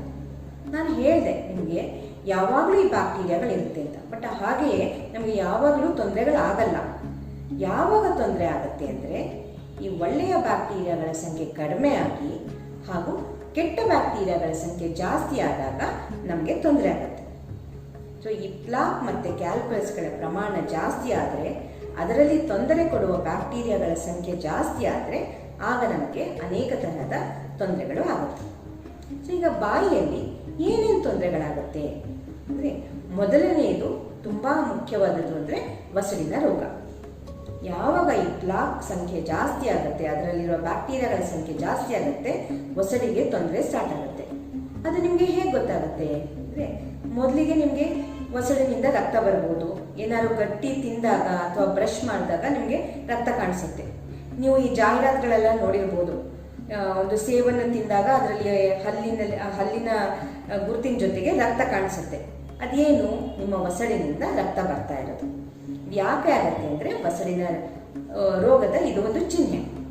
ಅದ್ರ ಜೊತೆ ಇನ್ನೇನಾಗ್ಬೋದು ಅಂತಂದರೆ, ಕ್ಯೂ ಬರ್ಬೋದು, ವಸಡು ಹಲ್ಲಿನಿಂದ ಬೇರ್ಪಡ್ಬೋದು, ಬರ್ತಾ ಬರ್ತಾ ಹಲ್ಲು ಸಳ್ಳವಾಗ್ಬೋದು. ಕೊನೆಗೆ ನೀವು ಯಾವ ಚಿಕಿತ್ಸೆಯೂ ತೆಗೆದುಕೊಳ್ಳದಿದ್ರೆ ನೀವು ಹಲ್ಲನ್ನು ಸಹ ಕಳೆದುಕೊಳ್ಬೋದು. ಇದು ಒಂದು ಪ್ರಮುಖವಾದ ತೊಂದರೆ ಅಥವಾ ರೋಗ. ಇನ್ನೊಂದು ತೊಂದರೆ ಅಂತಂದರೆ, ಈ ಬಾಯಿಯ ಸ್ವಚ್ಛತೆಯ ಕಡೆ ಗಮನ ಕೊಡದೇ ಇದ್ರೆ ಆಗುವ ತೊಂದರೆ ಅಂದರೆ ಹಲ್ಲಿನ ಹುಳುಕು. ಈ ಹಲ್ಲಿನ ಹುಳುಕು ಹೇಗಾಗತ್ತೆ ಅಂದರೆ, ಒಂದು ಈ ಬ್ಯಾಕ್ಟೀರಿಯಾಗಳಿರುತ್ತೆ ಹಾಗೂ ನೀವು ತಿಂದ ವಸ್ತುಗಳಿಂದ ಆಸಿಡ್ ಪ್ರೊಡ್ಯೂಸ್ ಆಗಿಬಿಟ್ಟು ಅದರಿಂದ ಹಲ್ಲಿನ ಹುಳುಕು ಆಗುತ್ತೆ. ಹಾಗೆಯೇ ಈ ಹಲ್ಲಿನ ಹುಳುಕನ್ನು ನಾವು ಪ್ರಾರಂಭದಲ್ಲಿಯೇ ಚಿಕಿತ್ಸೆ ತೆಗೆದುಕೊಳ್ಳದಿದ್ರೆ ಅದು ಜಾಸ್ತಿಯಾಗಿ ಕೊನೆಗೆ ಅದು ಬೇರಿನ ತನಕ ಹೋಗಿ ಕೊನೆಗೆ ನೀವು ಹಲ್ಲನ್ನು ಕಳೆದುಕೊಳ್ಳಬೇಕಾಗಬಹುದು. ಈ ಎರಡೂ ಸ್ಥಿತಿಯಲ್ಲಿಯೂ ನಿಮಗೆ ಪ್ರಾರಂಭದಲ್ಲಿ ಯಾವುದೇ ತರಹದ ತೊಂದರೆಗಳಾಗೋದಿಲ್ಲ. ನಿಮಗೆ ತೊಂದರೆಗಳಾದಾಗ ಅದು ಆಗಲೇ ಅತಿಯಾಗಿ ಮಾರ್ಪಟ್ಟಿರುತ್ತೆ. ಆದ್ದರಿಂದ ಈ ಬಾಯಿಯ ಸ್ವಚ್ಛತೆಯ ಬಗ್ಗೆ ಗಮನ ಕೊಡೋದು ತುಂಬ ತುಂಬ ಮುಖ್ಯವಾಗಿದೆ. ಇನ್ನೊಂದು ತೊಂದರೆ ಇದೆ, ಅದು ಅಂದರೆ ಬಾಯಿಯ ವಾಸನೆ. ಬಾಯಿಯ ವಾಸನೆಯಿಂದ ನಿಮ್ಮ ಹಲ್ಲುಗಳಿಗೆ ಏನೂ ತೊಂದರೆ ಆಗುವುದಿಲ್ಲ, ಆದರೆ ಇದು ಒಂಥರ ಮುಜುಗರ ತರುವಂಥ ಸ್ಥಿತಿ. ನಿಮಗೆ ಬಾಯಿ ವಾಸನೆ ಇದ್ದರೆ ನೀವು ನಿಮ್ಮ ಸ್ನೇಹಿತರ ಜೊತೆಗಾಗಲಿ ಅಥವಾ ಸಂಬಂಧಿಕರ ಜೊತೆಗಾಗಲಿ ಸರಿಯಾಗಿ ಬೆಳೆಯೋಕ್ಕಾಗಲ್ಲ, ಮಾತಾಡೋಕ್ಕಾಗಲ್ಲ. ಹಾಗೆಯೇ ಅವ್ರುಗಳಿಗೂ ಸಹ ನಿಮ್ಮ ಜೊತೆ ಮಾತಾಡೋಕ್ಕೆ, ಬೆರೆಯೋಕ್ಕೆ ತುಂಬ ಸಂಕೋಚ ಆಗುತ್ತೆ. ಸೊ ಇದೆಲ್ಲವೂ ನಿಮಗೆ ಒಂಥರ ಮುಜುಗರ ತರುವಂಥ ಸ್ಥಿತಿಯಾಗಿರುತ್ತೆ. ಆದ್ದರಿಂದ ಬಾಯಿಯ ಸ್ವಚ್ಛತೆಯ ಬಗ್ಗೆ ಗಮನ ಕೊಡುವುದು ತುಂಬ ತುಂಬ ಮುಖ್ಯವಾಗಿದೆ. ಇಷ್ಟೇನಾ ಬಾಯಿಯ ಸ್ವಚ್ಛತೆಯ ಪ್ರಾಮುಖ್ಯತೆ ಅಂತಂದರೆ ಅಲ್ಲ. ಬಾಯಿಯ ಸ್ವಚ್ಛತೆಯ ಪ್ರಾಮುಖ್ಯತೆ ಬರೀ ಬಾಯಿಗೆ ಸೀಮಿತವಾಗಿಲ್ಲ, ಇದು ದೇಹಕ್ಕೆಲ್ಲಕ್ಕೂ ಪ್ರಭಾವ ಬೀರುತ್ತೆ. ಹೇಗೆ ಪ್ರಭಾವ ಬೀರುತ್ತೆ? ನಾನು ಒಂದು ಮಾತು ಹೇಳಕ್ಕೆ ಇಷ್ಟಪಡ್ತೀನಿ. ಬಾಯಿಯ ಆರೋಗ್ಯ ದೇಹದ ಆರೋಗ್ಯಕ್ಕೆ ಕನ್ನಡಿ ಅಂತ. ಹೇಗೆ ಸಂಬಂಧ ಇದೆ ಬಾಯಿಯ ಆರೋಗ್ಯ ಮತ್ತು ದೇಹದ ಆರೋಗ್ಯ ಅಂದರೆ, ಈಗ ಯಾವುದೋ ಒಬ್ಬ ರೋಗಿ ಇರ್ತಾನೆ, ಸಕ್ಕರೆ ಕಾಯಿಲೆಯಿಂದ ಬಳಲುತ್ತಿರುವ ರೋಗಿ. ನಿಮಗೆ ಗೊತ್ತಿದೆ, ಭಾರತದಲ್ಲಿ ಅತ್ಯಧಿಕ ಸಂಖ್ಯೆಯಲ್ಲಿ ಸಕ್ಕರೆ ಕಾಯಿಲೆಯಿಂದ ಬಳಲುತ್ತಿರುವ ರೋಗಿಗಳಿದ್ದಾರೆ. ತುಂಬ ಸಾಮಾನ್ಯವಾದ ರೋಗವಾಗಿದೆ ಭಾರತದಲ್ಲಿ. ಇವರಲ್ಲಿ ಏನಾಗಿರುತ್ತೆ ಅಂದರೆ, ರಕ್ತದಲ್ಲಿ ಸಕ್ಕರೆ ಅಂಶ ಜಾಸ್ತಿ ಆಗಿರುತ್ತೆ. ಇದಕ್ಕೆ ವೈದ್ಯರು ಹೇಳ್ತಾರೆ ಪಥ್ಯ, ವ್ಯಾಯಾಮ ಮತ್ತು ಅನೇಕ ರೀತಿಯ ಮಾತ್ರೆಗಳನ್ನ ಎಲ್ಲ ಹೇಳ್ತಾರೆ. ಮತ್ತು ನಿಮ್ಮ ದಿನಚರಿಯನ್ನು ಬದಲಾಯಿಸಿಕೊಳ್ಳಕ್ಕೆ ಹೇಳ್ತಾರೆ. ಅದರ ಜೊತೆಗೆ ನಾನು ಏನು ಹೇಳ್ತೀನಿ ಅಂದರೆ, ಬಾಯಿಯ ಆರೋಗ್ಯವು ತುಂಬ ಮುಖ್ಯವಾಗಿದೆ. ಹೇಗೆ ಮುಖ್ಯವಾಗಿದೆ ಅಂದರೆ, ಅನೇಕ ಅಧ್ಯಯನದಲ್ಲಿ ನಮಗೆ ಕಂಡುಬಂದಿದೆ, ಯಾರಲ್ಲಿ ಈ ವಸಡಿನ ರೋಗ ಅತ್ಯಧಿಕ ಪ್ರಮಾಣದಲ್ಲಿ ಇರುತ್ತೋ ಅವರಲ್ಲಿ ಸಕ್ಕರೆ ಅಂಶ ಜಾಸ್ತಿ ಆಗುತ್ತೆ. ಹಾಗೂ ಅವರಿಗೆ ಅದನ್ನು ನಿಯಂತ್ರಣದಲ್ಲಿಟ್ಕೊಳ್ಳೋದು ತುಂಬ ಕಷ್ಟ ಆಗುತ್ತೆ. ಆಗ ಏನಾಗುತ್ತೆ, ಅದರಿಂದ ಮುಂದೆ ಬರುವ ತೊಂದರೆಗಳು ಜಾಸ್ತಿ ಆಗುತ್ತೆ. ಸೊ ಆದ್ದರಿಂದ ಸಕ್ಕರೆ ಕಾಯಿಲೆಯಿಂದ ಬಳಲುತ್ತಿರೋರು ಬಾಯಿಯ ಸ್ವಚ್ಛತೆಯ ಬಗ್ಗೆ ಗಮನ ಕೊಡಲೇಬೇಕು. ಇನ್ನೊಂದು ರೋಗ ಅಂದರೆ ಹೃದಯ ಸಂಬಂಧಿ ಕಾಯಿಲೆಗಳು. ಇದರಿಂದ ಬಳಲುತ್ತಿರೋ ರೋಗಿಗಳಲ್ಲಿ ಅಕಸ್ಮಾತ್ ವಸಡಿನ ರೋಗವಿದ್ದರೆ, ಅದು ತೀವ್ರತರವಾಗಿದ್ದರೆ ಅವರಲ್ಲಿ ಹೃದಯಾಘಾತದ ಸಾಧ್ಯತೆಗಳು ಜಾಸ್ತಿ ಇರುತ್ತೆ. ಹಾಗೆಯೇ ಈ ಶ್ವಾಸಕೋಶದ ತೊಂದರೆಗಳಿಂದ ಬಳಲುತ್ತಿರೋರಲ್ಲೂ ಅಷ್ಟೇ ಅದರ ತೀವ್ರತೆ ಜಾಸ್ತಿ ಆಗ್ಬೋದು. ಇನ್ನೊಂದು ಪ್ರಮುಖವಾದ ವಿಚಾರ ಇದೆ, ಏನು ಅಂದರೆ ಬಾಯಿಯ ಸ್ವಚ್ಛತೆ ಹಾಗೂ ಮಹಿಳೆಯ ಆರೋಗ್ಯ. ಈ ಮಹಿಳೆಯರಲ್ಲಿ ಅವರು ಯಾವಾಗ ಪ್ರೌಢಾವಸ್ಥೆಯಲ್ಲಿ ತಲುಪ್ತಾರೋ ಆಗ ಅವರ ದೇಹದಲ್ಲಿ ಈ ಹಾರ್ಮೋನ್ಗಳ ಏರುಪೇರಾಗುತ್ತೆ, ಅನೇಕ ರೀತಿಯ ಬದಲಾವಣೆಗಳು ಆಗುತ್ತೆ. ಅದೇ ರೀತಿ ಅವರ ಬಾಯಿಯಲ್ಲಿಯೂ ಅದರಲ್ಲಿಯೂ ವಸಡಿನಲ್ಲಿಯೂ ಅನೇಕ ರೀತಿ ಬದಲಾವಣೆಗಳಾಗುತ್ತೆ. ಏನಾಗುತ್ತೆ ಅಂದರೆ, ವಸಡಿನ ಊತ ಜಾಸ್ತಿ ಆಗುತ್ತೆ, ರಕ್ತ ಬರುವುದು ಜಾಸ್ತಿ ಆಗುತ್ತೆ, ಕೆಲವೊಂದು ಸಲ ನೋವಾಗಬಹುದು. ಈ ವಸಡಿನ ಊತ ಜಾಸ್ತಿಯಾಗಿ ತಿನ್ನಲು ತೊಂದರೆ ಆಗ್ಬೋದು. ಇದೆಲ್ಲವನ್ನು ನಾವು ಸರಿ ಮಾಡಬಹುದು ಯಾವಾಗ ಅಂದರೆ, ಬಾಯಿಯ ಸ್ವಚ್ಛತೆಯ ಬಗ್ಗೆ ಗಮನ ಕೊಟ್ಟಾಗ. ಬಾಯಿಯ ಸ್ವಚ್ಛತೆ ಸರಿಯಾಗಿದ್ದರೆ ಈ ತೊಂದರೆಗಳನ್ನು ಬರದಂತೆ ತಡೆಯಬಹುದು. ಇದು ಪ್ರೌಢಾವಸ್ಥೆಯಲ್ಲಿ ಆಗುವ ಬದಲಾವಣೆ. ಈಗ ಮಹಿಳೆಯರಲ್ಲಿ ಗರ್ಭಾವಸ್ಥೆಯಲ್ಲಿ ಏನು ಬದಲಾವಣೆ ಆಗುತ್ತೆ? ಒಂದು ಇದೇ ರೀತಿ ವಸಡು ಊತ ಆಗಬಹುದು, ರಕ್ತ ಸೋರಬಹುದು, ಇದೆಲ್ಲ ತೊಂದರೆ ಆಗಬಹುದು. ಇದಕ್ಕಿಂತ ಇನ್ನೂ ತೀವ್ರತರವಾದ ತೊಂದರೆ ಅಂದರೆ, ಈಗ ನಾವು ತೀವ್ರತರವಾದ ವಸಡಿನ ರೋಗ, ನಾವು ಅದಕ್ಕೆ ಪೆರಿಯೋಡಾಂಟೈಟಿಸ್ ಅಂತ ಹೇಳ್ತೀವಿ. ಈ ವಸಡಿನ ರೋಗವೇನಾದರೂ ಇದ್ದರೆ, ಅದು ತೀವ್ರತರವಾಗಿದ್ದರೆ, ಅದು ಮುಂದೆ ಹುಟ್ಟುವ ಮಗುವಿಗೂ ಕೂಡ ಹಾನಿ ಉಂಟು ಮಾಡಬಹುದು. ಏನು ತೊಂದರೆ ಆಗುತ್ತೆ ಅಂತಂದರೆ, ಆ ಮಹಿಳೆಯಲ್ಲಿ ಅವಧಿ ಪೂರ್ವವಾಗಿ ಪ್ರಸವವಾಗಬಹುದು. ನಾವು ಸಾಮಾನ್ಯವಾಗಿ ಹೇಳ್ತೀವಿ 40 ವಾರದಲ್ಲಿ ಪ್ರಸವವಾಗುತ್ತೆ ಅಂತ. ಈ ಮಹಿಳೆಯರಲ್ಲಿ ಇದಕ್ಕಿಂತ ಮೊದಲು ಆಗ್ಬೋದು. ಅದು 36 ವಾರಕ್ಕೆ ಇರ್ಬೋದು, ಅಥವಾ 32 ವಾರಕ್ಕೆ ಇರ್ಬೋದು, ಅಥವಾ ಅದಕ್ಕಿಂತ ಮೊದಲು ಸಹ ಇರ್ಬೋದು. ಈ ಥರ ಆಗ್ಬೋದು. ಜೊತೆಗೆ ಹುಟ್ಟುವ ಮಗುವಿನ ತೂಕವೂ ಸಹ ಕಡಿಮೆ ಇರಬಹುದು. ಸಾಮಾನ್ಯವಾಗಿ 2.5 kg ನಾವು ಸಾಮಾನ್ಯವಾದ ತೂಕ ಅಂತ ಹೇಳ್ತೀವಿ. ಈ ಮಕ್ಕಳಲ್ಲಿ ತೂಕ ತುಂಬ ಕಡಿಮೆ ಇರಬಹುದು. ಅದರಿಂದ ಮುಂದೆ ಮಗುವಿಗೆ ಅನೇಕ ರೀತಿಯ ತೊಂದರೆಗಳಾಗುತ್ತೆ. ನಾವು ಈ ಎಲ್ಲ ದೇಹ ಸ್ಥಿತಿಗಳಿಂದ ನಾವು ನಮ್ಮ ಆರೋಗ್ಯವನ್ನು ಚೆನ್ನಾಗಿ ಇಟ್ಟುಕೊಳ್ಬೇಕಂದ್ರೆ ನಾವು ಬಾಯಿಯ ಸ್ವಚ್ಛತೆಯ ಬಗ್ಗೆ ಗಮನ ಕೊಡುವುದು ತುಂಬ ಪ್ರಮುಖವಾಗಿದೆ. ಈ ಪ್ಲಾಕ್ ಆ್ಯಂಡ್ ಕ್ಯಾಲ್ಕುಲಸ್ ಅಂತ ಹೇಳಿದೆ ನಿಮಗೆ, ಬ್ಯಾಕ್ಟೀರಿಯಾಗಳು ತೊಂದರೆ ಮಾಡುತ್ತೆ ಅಂತ. ಕೆಲವೊಂದು ಈ ಬ್ಯಾಕ್ಟೀರಿಯಾಗಳಲ್ಲದೆ ಕೆಲವೊಂದು ದುರಭ್ಯಾಸಗಳು ಸಹ ನಮ್ಮ ಬಾಯಿಗೆ ತೊಂದರೆ ಉಂಟು ಮಾಡಬಹುದು. ಯಾವುದು ಈ ದುರಭ್ಯಾಸಗಳು ಅಂದರೆ, ಒಂದು ಜೋರಾಗಿ ಬ್ರಷ್ ಮಾಡೋದು. ನೀವು ಅಂದ್ಕೊಳ್ಬೋದು, ಜೋರಾಗಿ ಬ್ರಷ್ ಮಾಡಿದಷ್ಟು ನಾನು ಹಲ್ಲನ್ನು ತುಂಬ ಚೆನ್ನಾಗಿ ಸ್ವಚ್ಛ ಮಾಡ್ತೀನಿ ಅಂತ. ಅದು ಖಂಡಿತ ತಪ್ಪು. ಅದರಿಂದ ಹಲ್ಲುಗಳು ಸವೆದು ಹೋಗಿ ನಿಮಗೆ ಅನೇಕ ರೀತಿಯ ತೊಂದರೆ ಆಗ್ಬೋದು. ಜೊತೆಗೆ ಕೆಲವೊಬ್ಬರಿಗೆ ರಾತ್ರಿಯಲ್ಲಿ ಹಲ್ಲು ಕಡಿಯುವ ಅಭ್ಯಾಸ ಇರುತ್ತೆ. ಅದು ಅವರಿಗೆ ಗೊತ್ತಿದೆಯೋ ಗೊತ್ತಿಲ್ಲದೆಯೋ ಆ ಅಭ್ಯಾಸ ಇರುತ್ತೆ. ಅದರಿಂದ ಸಹ ಹಲ್ಲಿಗೆ ಮತ್ತು ಬಸರಿಗೆ ತೊಂದರೆ ಆಗ್ಬೋದು. ಇದರ ಜೊತೆಗೆ ಅತಿಯಾದ ಸಿಹಿ ಪದಾರ್ಥಗಳ ಸೇವನೆ, ತಂಪು ಪಾನೀಯ ಸೇವನೆ, ತಂಬಾಕು ಸೇವನೆ, ಮದ್ಯಪಾನ ಸೇವನೆ ಇದೆಲ್ಲದರಿಂದಲೂ ನಿಮ್ಮ ಬಾಯಿಗೆ ತೊಂದರೆ ಆಗ್ಬೋದು. ಆದ್ದರಿಂದ ಈ ದುರಭ್ಯಾಸಗಳಿಂದ ಆದಷ್ಟು ದೂರವಿರುವುದೇ ಒಳ್ಳೆಯದು. ನಾನು ಏನು ಹೇಳಕ್ಕೆ ಇಷ್ಟಪಡ್ತೀನಿ ಅಂತಂದರೆ, ಬಾಯಿಯ ಆರೋಗ್ಯ ಹಾಗೂ ಬಾಯಿಯ ಸ್ವಚ್ಛತೆಯ ಬಗ್ಗೆ ಗಮನ ಕೊಡುವುದು ತುಂಬ ಮುಖ್ಯವಾಗಿದೆ. ಇದರಿಂದ ನಾವು ಅನೇಕ ತೊಂದರೆಗಳನ್ನು ಬರದಂತೆ ತಡೆಯಬಹುದು. ಆದ್ದರಿಂದ ದಯವಿಟ್ಟು ಗಮನ ಕೊಡಿ. ಧನ್ಯವಾದ.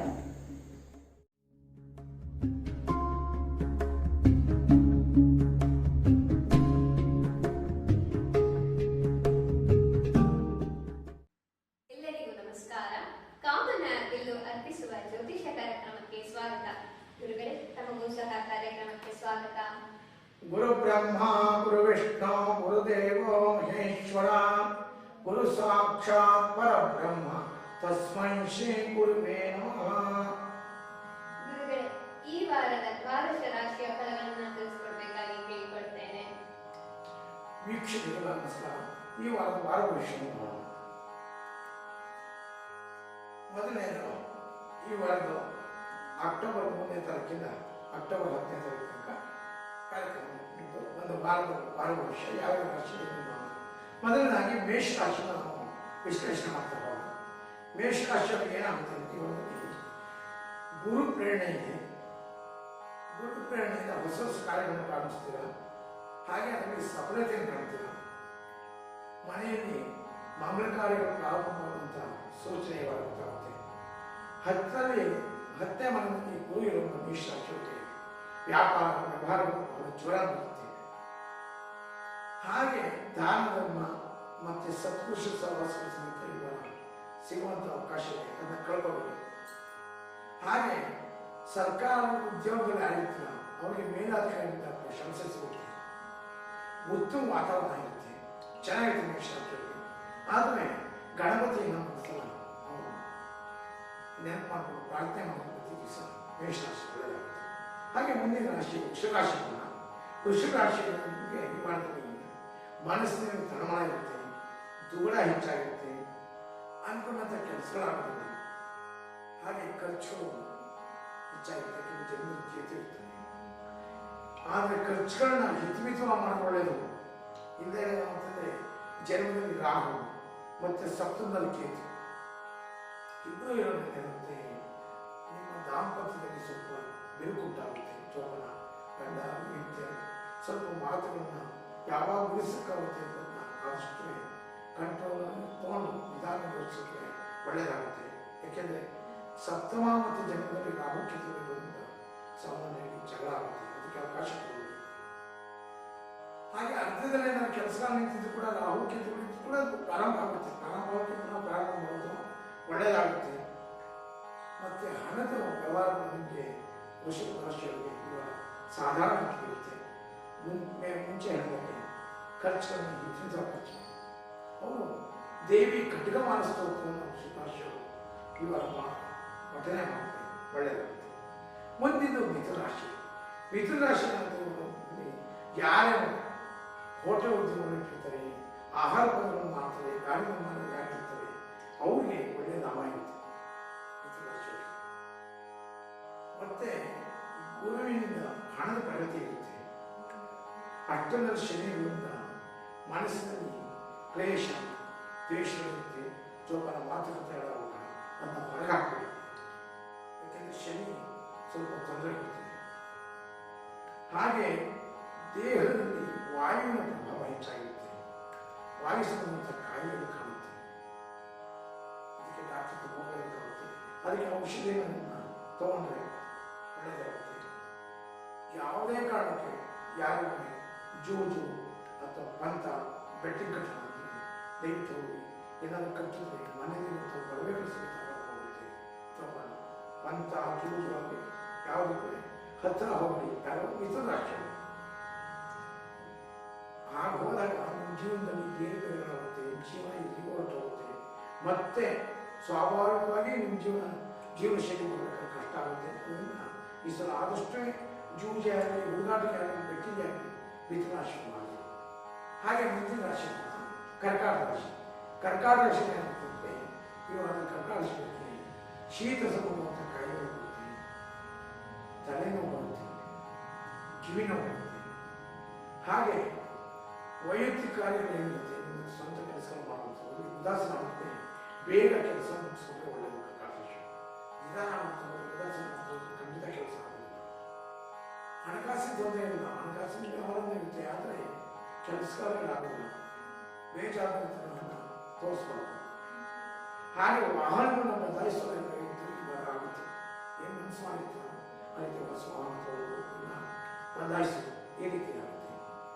ಹಳೆಯ ಸ್ನೇಹಿತರು ಯಾರಿರ್ತಾರೆ, ಚಡ್ಡಿ ದೋಸ್ತ ಅಂತ ಹೇಳ್ತಾರೆ, ಅವ್ರು ಸಿಗ್ತಾರೆ. ಹೊರಗಡೆ ಪಾರ್ಟಿ ಮಾಡುವಂಥದ್ದು, ಮಾಡುವಂಥದ್ದು ಕಾರ್ಯಗಳು ಬರುತ್ತೆ. ಹಾಗೆ ಅಪರೂಪ ಸ್ನೇಹಿತರು ಸಿಕ್ಕಿರುವಾಗ ನೀವು ಯೋಚನೆ ಮಾಡಿರುತ್ತೆ ಮಾತಾಡಿ. ಕರ್ಕಾಟಕ ರಾಶಿ ದುಡ್ಡು ಕೊಟ್ಟರೆ ತುಂಬ ತೊಂದರೆ ಆಗುತ್ತೆ. ಹೌದು, ದೇವಿ ಪಾರಾಯಣ ಮಾಡಿದ್ರೆ ಕರ್ಕಾಟಕ ರಾಶಿ ಒಳ್ಳೆಯದಾಗುತ್ತೆ. ಹಾಗೆ ಸಿಂಹರಾಶಿ. ಸಿಂಹರಾಶಿಯಲ್ಲಿ ಸಪ್ತಮದಲ್ಲಿ ಗುರು ಒಳ್ಳೆಯ ಯೋಗದಲ್ಲಿ ಇದ್ದು ಕೂಡ ಅವನು ಆಜ್ಞೆ ಮಾಡಿರ್ತಾನೆ.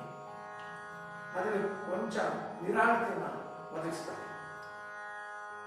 ಹಾಗೆ ಹುಡುಗ ಆಗಿ ಹುಡುಗಿ ಆಗಿ ನಿಮ್ಮ ಪ್ರೇಮದ ಜೊತೆಗಳು ಯಾರಿರ್ತಾರೆ ಮುಂದೆ ಲೈಫ್ ಪಾರ್ಟ್ನರ್ ಅವ್ರ ಹತ್ರ ಮಾತಾಡುವಾಗ ಸ್ವಲ್ಪ ಯೋಚನೆ ಮಾಡಿ ಮಾತಾಡಿ. ಯಾಕೆಂದರೆ ಮಾತಾಡುವ ಮಾತಿನ ವ್ಯವಸ್ಥೆಯಲ್ಲಿ ಅದು ವಿಕೋಪಕ್ಕೆ ಹೋಗುತ್ತೆ. ಅದು ಓಪನ್ ಆಗಿ ಮಾತಾಡಿ ಒಬ್ಬರ ಮನಸ್ಸಲ್ಲಿ ಏನಿದೆ ಆ ಮನಸ್ಸನ್ನ ತಿಳಿ ಮಾಡ್ಕೊಳ್ಳಿ.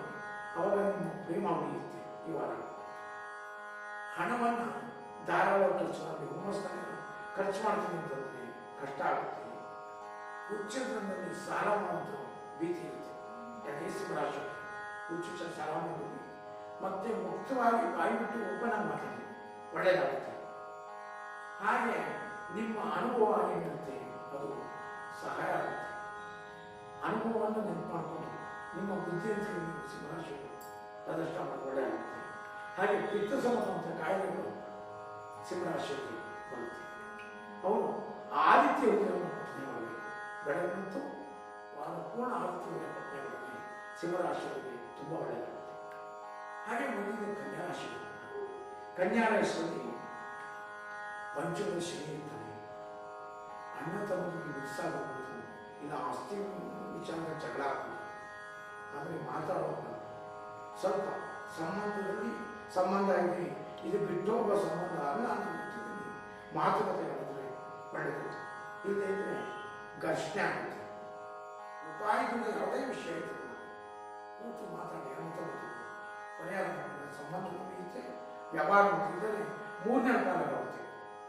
ಹಾಗೆ ಕನ್ಯಾ ರಾಶಿಯ ಮನೆಗೆ ಈ ಅಲಂಕಾರಿಕ ಸಾಮಾನು ಮತ್ತು ಐಷಾರಾಮಿ ವಸ್ತುಗಳೇನಿರುತ್ತೆ ಮನೆಗೆ ದೊಡ್ಡದು ಅದೆಲ್ಲ ಬರುವಂಥ ಚಾನ್ಸ್ ಇದೆ. ಅದಕ್ಕೆ ಹಣ ಖರ್ಚಾಗುತ್ತೆ. PG ಮತ್ತು ಹಾಸ್ಟೆಲ್ ಯಾರು ನಡೆಸ್ತಾರೆ ಅವರಿಗೆ ಇವಾಗ ಒಳ್ಳೆಯ ಕೆಲವರು ಮತ್ತು ಒಳ್ಳೆಯ ಹೆಸರುಗಳು PG ಮತ್ತು ಹಾಸ್ಟೆಲ್ ನಡೆಸೋದು. ಹಾಗೆ ರಾಶಿನಲ್ಲಿ ಕನ್ಯಾ ರಾಶಿಯಲ್ಲಿ ಕುಜ ಹೋಗಿದ್ದಾನೆ.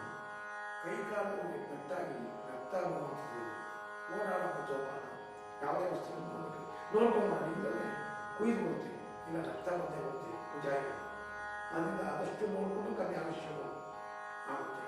ಅವರು ರಾಮರಕ್ಷ ಸ್ತೋತ್ರವನ್ನು ಮಂತ್ರವನ್ನು ಅವರಿಗೆ ಒಳ್ಳೆಯದಾಗುತ್ತೆ. ಧನ್ಯವಾದಗಳು ಗುರುಗಳೇ. ಮೊದಲ 6 ರಾಶಿಯ ಭವಿಷ್ಯವನ್ನ ತಿಳಿಸ್ಕೊಟ್ಟಿದ್ದಕ್ಕೆ ಗುರುಗಳೇ, ಈ ವಾರದ ವಿಶೇಷತೆಯಾಗಿ ನಮಗೆ ಯಾವುದರ ಬಗ್ಗೆ ತಿಳಿಸ್ಕೊಡ್ತಿದ್ದೀರಾ? ಈಗ ಭಾದ್ರಪದ ಮಾಸ ಆದ್ದರಿಂದ ಭಾದ್ರಪದ ಮಾಸದಲ್ಲಿ ಕೃಷ್ಣ ಪಕ್ಷದಲ್ಲಿ ಪಕ್ಷ ಅಂದರೆ ಪಿತೃಪಕ್ಷ. ಪಿತೃಪಕ್ಷವನ್ನು ಯಾಕೆ ಮಾಡಬೇಕು, ಯಾವುದಕ್ಕೋಸ್ಕರ ಪಿತೃಪಕ್ಷ ಭಾರತದ ಮಾತಾಡಬೇಕು ಅನ್ನೋದು ನೋಡ್ತಾ ಹೋಗಬೇಕು.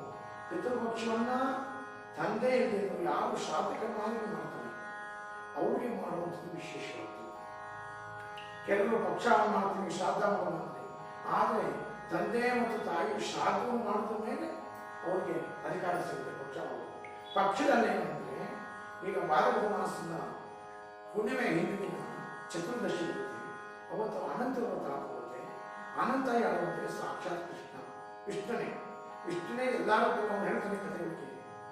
ಇಲ್ಲಿ ನಿಮ್ಮ ಮನೆಗೆ ಉಳಿತಿರುವಂಥ ದೀಪ ನಾನು, ನೀವು ಹಾಕುವಂಥ ಬಟ್ಟೆ ನಾನು, ನೀವು ತಿನ್ನುವಂಥ ಆಹಾರ ನಾನು, ನೀವು ಸೇವಿಸುವಂಥ ಗಾಳಿ ನಾನು, ವಾಯು ನಾನು, ಬೆಟ್ಟ ನಾನು, ಪ್ರತಿಯೊಂದರನ್ನು ನಾನು ಇರ್ತೀನಿ ಅಂತ ಹೇಳ್ತೀನಿ. ಹಾಗೆ ಅದಕ್ಕೆ ಅನಂತ ಅಂದರೆ ಅನಂತ ಮೀನ್ಸ್ ಆಲ್ ಎಲ್ಲ ಇರ್ತದೆ. ಅನಂತ ವ್ರತವನ್ನು ಮಾಡಬೇಕು ಅಂತ ಹೇಳ್ತೀನಿ. ಅನಂತ ವ್ರತವನ್ನು ಮಾಡುವಾಗ 14 ಗಂಟೆಗಳ ದಾರವನ್ನು ಪೂಜೆ ಮಾಡ್ತಾರೆ.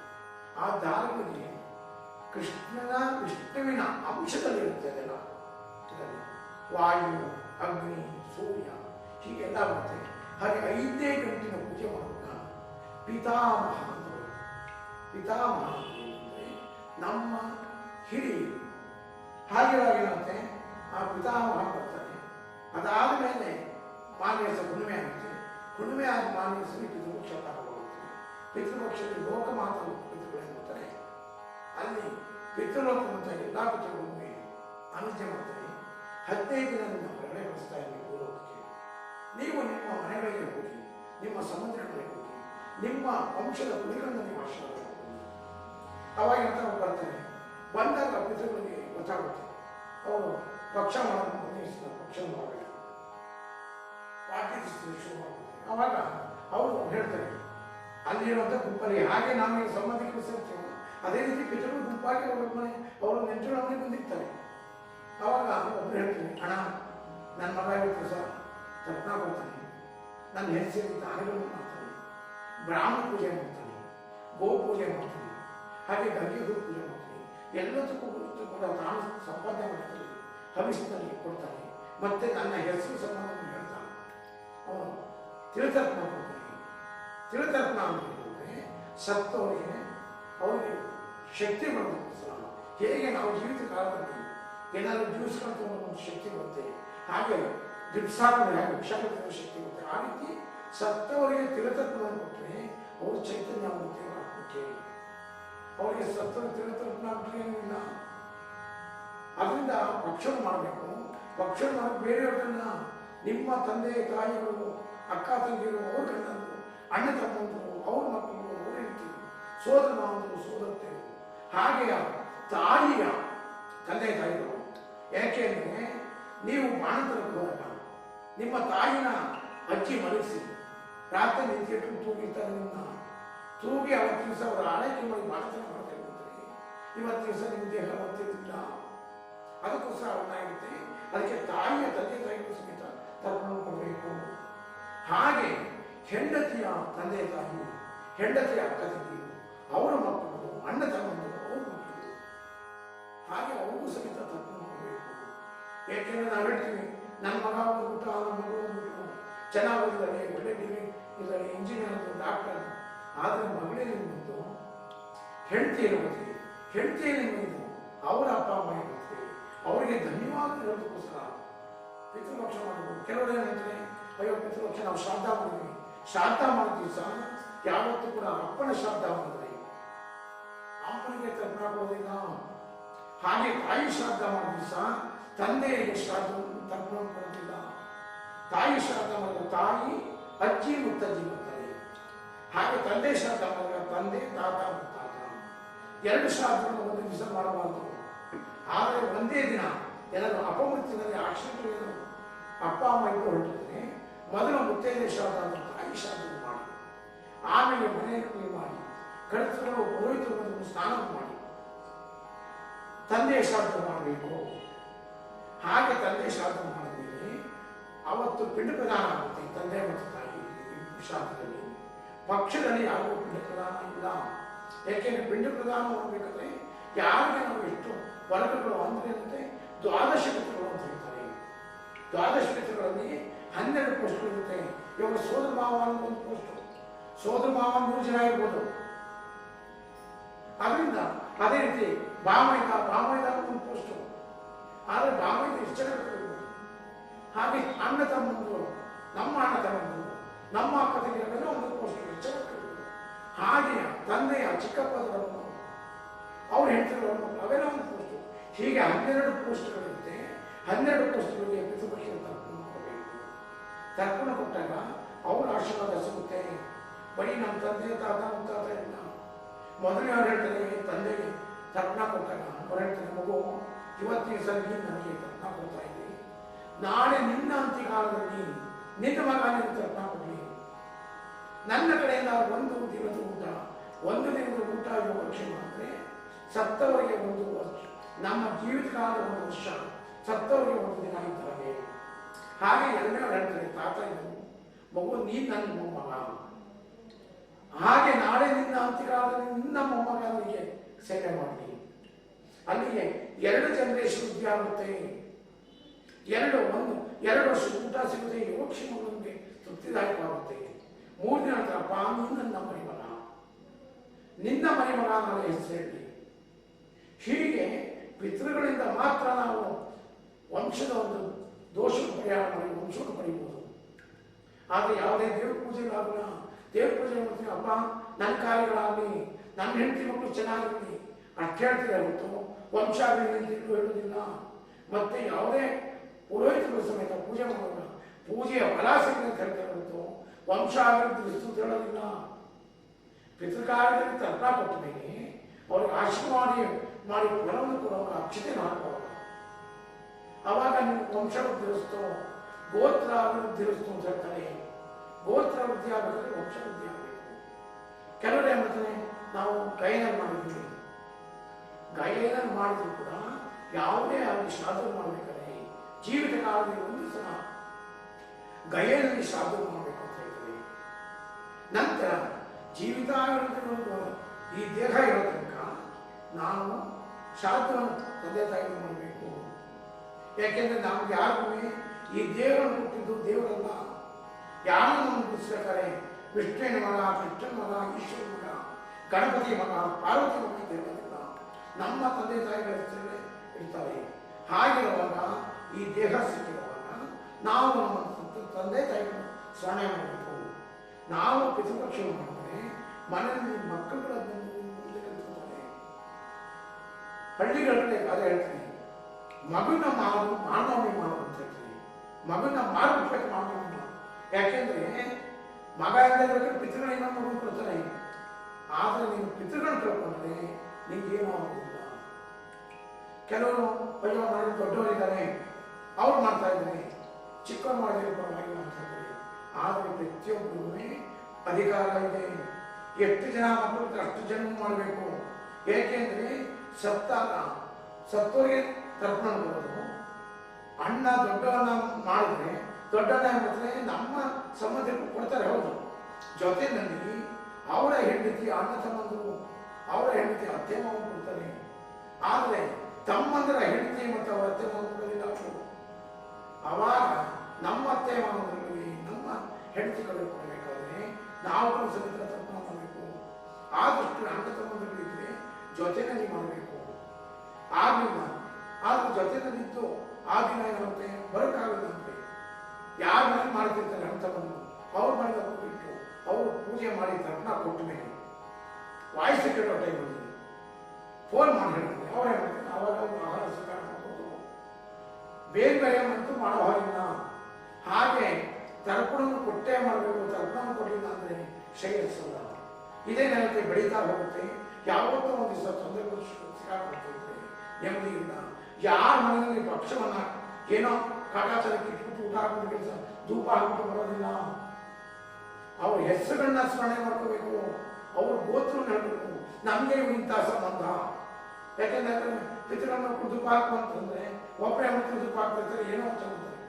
ಅವ್ರು ಎಷ್ಟು ಜನ ನೆನಪು ಮಾಡ್ಕೋದ್ರೆ ಗೊತ್ತಿಲ್ಲ. ಇನ್ನೊಬ್ರು ಧೂಪ ಹಾಕ್ತಾರೆ, ಅವ್ರು ಯಾರು ನೆನಪಿರೋ ಅಷ್ಟು. ಆದರೆ ಗತಿಸಿದಂಥ ತಂದೆ ತಾಯಿಗಳು, ಸೋದರ ಮಾವರು, ಸೋದರತ್ತೆಯರು, ಸೋದರತೆ ಮಕ್ಕಳಿಗೆ ಪರಿಚಯ ಮಾಡಿಕೊಂಡ ಅವ್ರ ಹೆಸರಿನಲ್ಲಿ ಹೋಗಿ ಸಂಬಂಧ ಅವ್ರು ನಾವು ಪೂಜೆಗಳನ್ನು ಭಾವನೆ ಮಾಡ್ತೇವೆ. ಇದು ಪಿತೃಪಕ್ಷ. ಪಕ್ಷ ಅಂದರೆ 15 ದಿವಸ, ವಾರ ಅಂದರೆ 7 ದಿವಸ ಹೇಳ್ತೀವಿ, ಮಾಸ 1 ತಿಂಗಳು ಹಾಗೆ ಪಕ್ಷ 15 ದಿವಸ. ಕೆಲವರು ಮತ್ತೆ ಹಿಂದಿನಿಂದ ನಡ್ಕೊಂಡಿದೆ ಹೇಳೋಕ್ಕಾಗಲ್ಲ. ಕೆಲವರು ಅನಿಷ್ಟ ಇಟ್ಟಿದ್ದಾರೆ. ಹಬ್ಬದ ದಿವಸ ಮಾಡ್ತೀವಿ, ಗೌರಿ ಹಬ್ಬದ ದಿವಸ ಮಾಡ್ತೀವಿ, ಆಯುಧ ಪೂಜೆ ದಿವಸ ಮಾಡ್ತೀವಿ. ಅದು ತಪ್ಪು ಕಲ್ಪನೆ. ಯಾಕೆಂದ್ರೆ ಹಬ್ಬದ ದಿವಸ ಬಾಗಿಲು ಗಂಗೋರಿ ಇಟ್ಟಿರ್ತಾರೆ, ಪೂಜೆ ಪುಸ್ತಕ ಆಗ್ತಾರೆ, ಮನೆಯಲ್ಲಿ ಕಂಠೇಶ ಇರ್ತೀವಿ.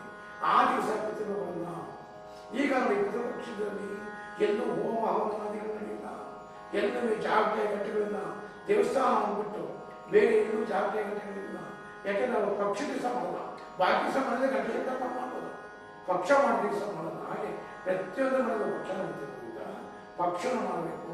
ಮಾಡಿದ್ರೆ ನಮಗೆ ಮುಕ್ತಿ ಸಿಗುತ್ತೆ, ಮತ್ತೆ ಕಷ್ಟದಿಂದ ಪರಿಹಾರ ಆಗ್ಬೋದು. ಈ ನಿಮ್ಮ ತಂದೆ ತಾಯಿಗಳಿಗೆ ನೀವೇ ಮಾಡಬೇಕು ಹೊರತು ಬೇರೆ ಯಾರು ಮಾಡೋಣ. ಇವಾಗ ಗಣಪತಿ ಮಾಡೋಣ, ಪಕ್ಕದ ಮನೆ ಪ್ರಸಾದ ತಿನ್ಬೋದು, ತಗೊಂಡು ತಿನ್ಬೋದು. ಸತ್ನಾಪೂಜೆ ಮಾಡೋಣ, ಬೇರೆ ದೇವಸ್ಥಾನ ಕೊಡಿಸ್ಬೋದು. ಆದರೆ ನಿಮ್ಮ ಅಪ್ಪ ಅಮ್ಮನಿಗೆ ಪಕ್ಷವನ್ನು ಯಾರು ಮಾಡೋಣ? ನಿಮ್ಮನೆ ಹೆಣ್ಮಕ್ಳೇ ಮಾಡೋಣ. ಯಾಕೆಂದ್ರೆ ಅಳಿಯನ ಹತ್ರ ಹೋಗಿ ಕೇಳಿದ್ರೆ ಅವ್ರು ಹೇಳ್ತಾರೆ, ನಮ್ಮ ಅಪ್ಪ ನಾವು ಮಾಡ್ತೀವಿ, ನಿಮ್ಮ ಅಪ್ಪನ ಮಾಡೋದಿಲ್ಲ. ಹಾಗೆ ಅಪ್ಪನ ಮೂಲಕವಾಗಿ ನಮಗೆ ಅಧಿಕಾರ ಕೊಟ್ಟರು. ಹಾಗೆ ಪಕ್ಷ ಮಾಡೋದೇ ಒಳ್ಳೆಯದು. ಈ ಸಲ ಆಗ್ತಿದ್ರು ಆಡಳಿತಕ್ಕೆ ಅಮಾವಾಸ್ಯೆ ಮಾಡ್ಬೋದು. ಆದರೆ ಅಮಾವಾಸ್ಯೆನೇ ಇಟ್ಕೊಂಡ್ರೆ ಅವತ್ತೇ ನಾನು ಬಯಲಿಗೆ ಬಂದ್ಬಿಟ್ರೆ ಏನು ಪಕ್ಷ ಮಾಡೋಕ್ಕಾಗಲ್ಲ.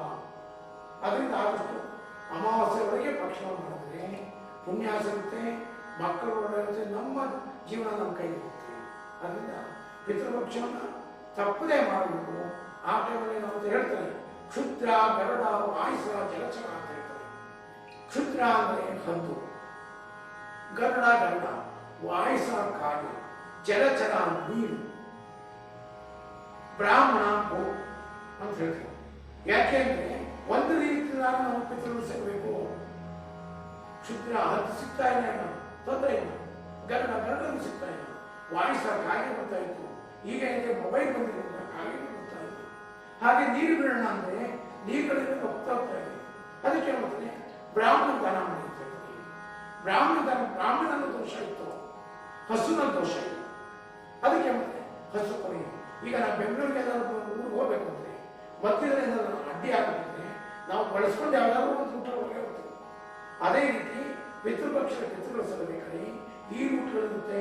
ಶುದ್ಧ, ಗರುಡ, ವಾಯುಸ, ಜಲಚರ, ಬ್ರಾಹ್ಮಣ ಮತ್ತು ಈ ರೀತಿ ಅವತ್ತಿನ ಸಹ ಅವುಗಳಿಗೆ ದಾನವನ್ನು ಮಾಡಿ ಆಹಾರವನ್ನು ಕೊಟ್ಟರೆ ನಮ್ಮ ಪಿತೃಗಳು ವೃತ್ತಿಯಾಗಿ ಅವರಿಗೆ ಆಯುಷ್ಯ ವೃದ್ಧಿಯಾಗಿ ಮನೆಯಲ್ಲಿ ಏಳಿಗೆ ಆಗುತ್ತೆ. ಅದರಿಂದ ಪಿತೃಪಕ್ಷ ಒಳ್ಳೆಯ ವಿಶೇಷವಾಗಿದೆ. ಧನ್ಯವಾದಗಳು ಗುರುಗಳೇ. ಪಿತೃಪಕ್ಷದ ಬಗ್ಗೆ ನಮ್ಗೆಲ್ಲರಿಗೂ ತಿಳಿಸ್ಕೊಟ್ಟಿದ್ದಕ್ಕೆ ಗುರುಗಳೇ, ಮುಂದಿನ 6 ರಾಶಿಯ ಭವಿಷ್ಯದ ಬಗ್ಗೆ ತಿಳಿಸ್ಕೊಡ್ಬೇಕಾಗಿ ಕೇಳ್ಕೊಳ್ತೇನೆ. ಮುಂದಿನ ರಾಶಿ 7ನೇ ರಾಶಿ ತುಲಾ ರಾಶಿ. ತುಲಾ ರಾಶಿಯಲ್ಲಿ ಈ ವಾರ ತುಲಾ ರಾಶಿ ಏನು ಅನ್ಕೊಂಡಿರ್ತಾರೆ ಅಷ್ಟು ಸುಲಭವಾಗಿ ಕೆಲಸಗಳಾಗುತ್ತೆ. ಗುರುವಿನ ಒಪ್ಪಿಗೆ ಇರೋದ್ರಿಂದ ಕೆಲಸಗಳು ಬೇಕಾಗುತ್ತೆ. ಯಾಕೆಂದ್ರೆ ಗುರುವಿನ ದೃಷ್ಟಿ ಇರುತ್ತೆ. ನೀವು ಆದರೆ ಕೆಲಸ ಆಗುತ್ತೆ ಕುತ್ಕೋಬಾರ್ದು. ನೀವು ಗಟ್ಟಿ ಮನಸ್ಸು ಮಾಡಿ ಹೋಗ್ಬೇಕು. ಗಟ್ಟಿ ಮನಸ್ಸು ಮಾಡಿ ಧೈರ್ಯ ಮುಂದೆ ಹೋದ್ರೆ ನಿಮ್ಮ ಏನೇನು ಅನ್ಕೊಂಡಿರ್ತಾರೆ ಕೆಲಸಗಳು ಅದು ಖಂಡಿತ ಮನಸ್ಸಾಗುತ್ತೆ. ಧೈರ್ಯ ಮಾಡಬೇಕು, ಧೈರ್ಯ ಮಾಡಬೇಕು. ಹಾಗೆ ಯಾರೇ ಮದುವೆ ಮಾಡ್ಕೊಂಡು ಉದಾಹರಣೆಗೆ ಇರ್ತೀರ ತುಲಾ ರಾಶಿಯಲ್ಲಿ ಅವರು ಕಂಕಣವಾಗಿ ಕೂಡ ಬರುತ್ತೆ, ಸಂಬಂಧಗಳು ಬರೋಕ್ಕೆ ಶುರುವಾಗುತ್ತೆ. ವಿದ್ಯಾರ್ಥಿಗಳಿಗೆ ಹೊಸ ರೂಪ ಬೆಳೆಸುತ್ತಿರೋದ್ರಿಂದ ಖುಷಿ ಆಗುತ್ತೆ. ಓದಬೇಕು ಇವಾಗ ಅಂತ ಅವರಿಗೆ ವಿದ್ಯಾರ್ಥಿಗಳು ಈ ಅವಕಾಶನ ಮಾಡ್ಕೊಂಡ್ರೆ ಒಳ್ಳೆಯದು. ಹಾಗೆ ತುಲಾ ರಾಶಿಗೆ ಹೊಟ್ಟೆಯಲ್ಲಿ ಕರಳು ಸಂಬಂಧವಂತ ಕಾಯಿಲೆ ಬರುತ್ತೆ. ಹೊಟ್ಟೆ ಉಂಟಾಗೋದು, ಇಲ್ಲ ಕರಳು ಮಾಡ್ಬೋದು. ಅದರಿಂದ ಆದಷ್ಟು ಅದರ ಸಿಂಟಮ್ಸ್ ಕಂಡಾಗ ಡಾಕ್ಟರ್ ಹೋಗಿ ಒಳ್ಳೆಯದಾಗುತ್ತೆ. ತುಲಾ ರಾಶಿ ಅವರು ಇವಾಗ ಧನ್ವಂತರಿ ಮಂತ್ರವನ್ನು ಪಠಿಸಬೇಕು. ಮುಂದಿನ ವೃಶ್ಚಿಕ ರಾಶಿ. ವೃಶ್ಚಿಕ ರಾಶಿಗೆ ಇವಾಗ ಕೇತು ಮತ್ತು ಶುಕ್ರ ಸಂಬಂಧ ಇರುತ್ತೆ. ಇಬ್ಬರು ಒಂದೇ ರಾಶಿ ಇರ್ತಾರೆ. ಆದರೆ ಮನಸ್ಸು ಡೋಲಾಗುತ್ತೆ. ಏನು ಮಾಡೋದಾಗುತ್ತಪ್ಪ, ಏನು ಮಾಡಬೇಕು ಬೇಡ, ಒಂದು ನಿಶ್ಚಿತ ಆದಂಥ ನಿರ್ಧಾರ ತಗೋಕ್ಕಾಗಲ್ಲ. ಯಾಕೆಂದರೆ ಶುಕ್ರ ಮುಂದಕ್ಕೆ ಹೋಗಬೇಕು ಅಂತೆ. ಅದು ಕೇತು ಮತ್ತು ನಡೀತಾ ನಿಂತಿಗೆ ಏನು ಬೇಡ, ನಾನು ಕೆಲಸ ಮಾಡ್ತೀನಿ ಅಂತ ಅದು ಶುಕ್ರ ಪ್ರಾಣ ಆಗ್ತದೆ. ಆದರೆ ಕೆಲವು ಸಲ ಕೇತು ಇದ್ದರೂ ಕೂಡ ಶುಕ್ರನಿಂದ ನೀವು ಅನ್ಎಕ್ಸ್ಪೆಕ್ಟೆಡ್ ಅನ್ಕೊಂಡಿದ್ದ ಕೆಲಸಗಳು ವೃಶ್ಚಿಕ ರಾಶಿಯಾಗುತ್ತೆ. ಯಾವುದೇ ಅಡೆತಡೆಗಳು ಕೇತು ಇದ್ದರೂ ಕೂಡ ಶುಕ್ರನಿಂದ ಪರಿಹಾರ ಆಗುತ್ತೆ. ಹಾಗೆ ಕೆಲವರಲ್ಲಿ ವೃತ್ತಿನಲ್ಲಿ ಕೆಲವು ಲಾಭ ಇರುತ್ತೆ ಶುಕ್ರನಿಂದ. ಹಾಗೆ ಅದೇ ರಾಶಿಯಲ್ಲಿ ಕೆಲವರಿಗೆ ನಷ್ಟ ಇರುತ್ತೆ. ಕೆಲವರು ಆಸ್ಪತ್ರೆ ಸೇರ್ತಾರೆ. ಇವಾಗ ವೃಶ್ಚಿಕ ರಾಶಿ ಕೆಲವರು ಆಸ್ಪತ್ರೆ ಡಿಸ್ಚಾರ್ಜ್ ಆಗ್ತಾರೆ.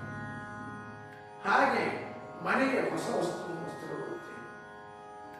ಅದರಿಂದ ವೃಶ್ಚಿಕ ರಾಶಿಯಲ್ಲಿ ಇವಾಗ ವಿಘ್ನ ವಿನಾಶನ ಅಂತ ಗಣಪತಿ ಪೂಜೆ ಮಾಡೋದು ವೃಶ್ಚಿಕ ರಾಶಿ ಒಳ್ಳೆಯದಾಗುತ್ತೆ. ಮುಂದಿನ ಧನುಸು ರಾಶಿ. ಧನುಷ್ ರಾಶಿಯವರಿಗೆ ಈ ಸಲ 7.5 ಪ್ರಭಾವ ಇದೆ.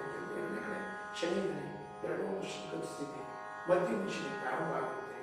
ಆದರೂ ಗುರುವಿನ ಬಲದಿಂದ ಅಂದ್ಕೊಂಡಂಥ ಕೆಲಸಗಳು ಸುಗಮವಾಗುತ್ತೆ. ಆದರೆ ಸುಗಮವಾಗುತ್ತೆ ಅನ್ನೋದು ಹುಮ್ಮಸ್ಸಿನ ಆಯಿತು ಉಂಟು, ಏನನ್ನು ಕೂಡ ಆಗುತ್ತೆ.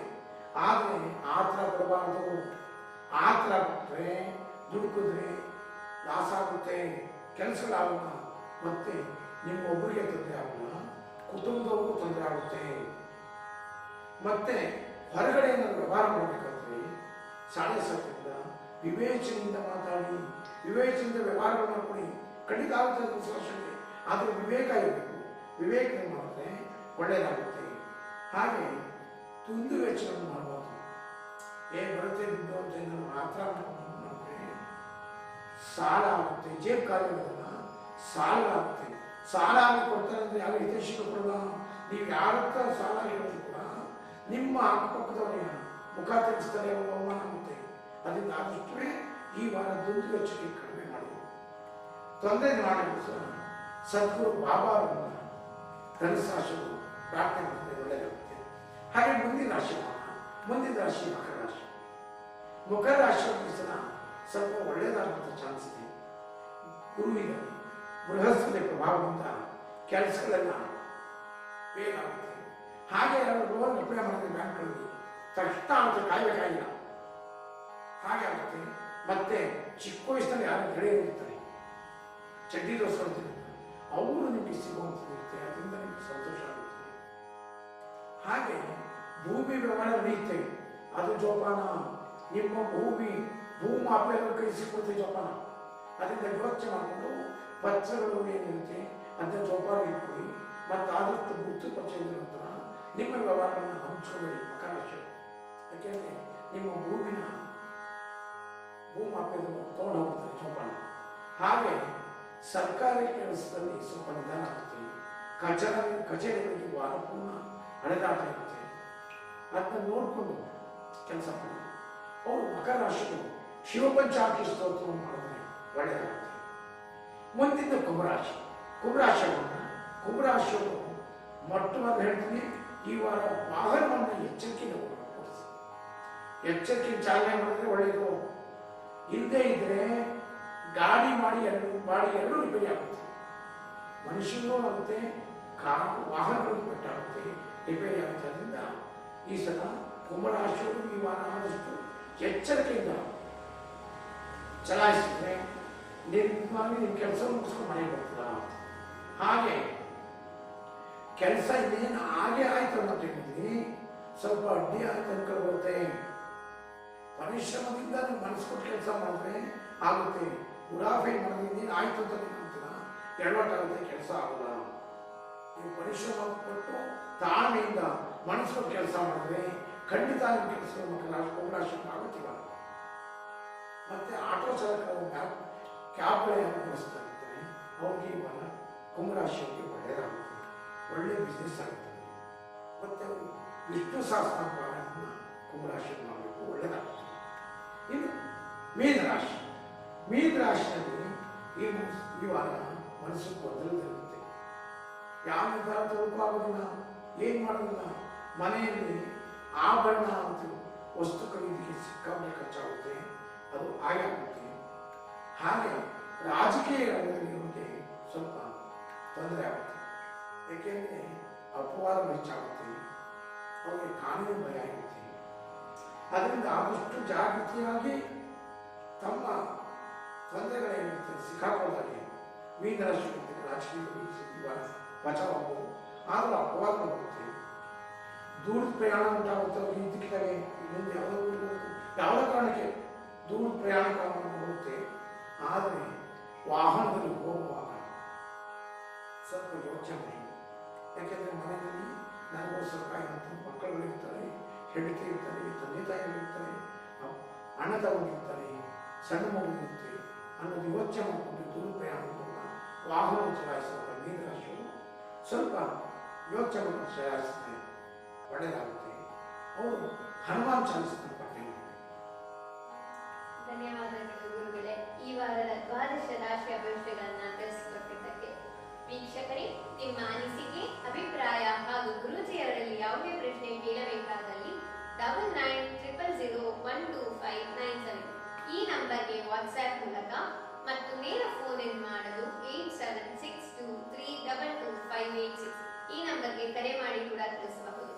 ಧನ್ಯವಾದಗಳು.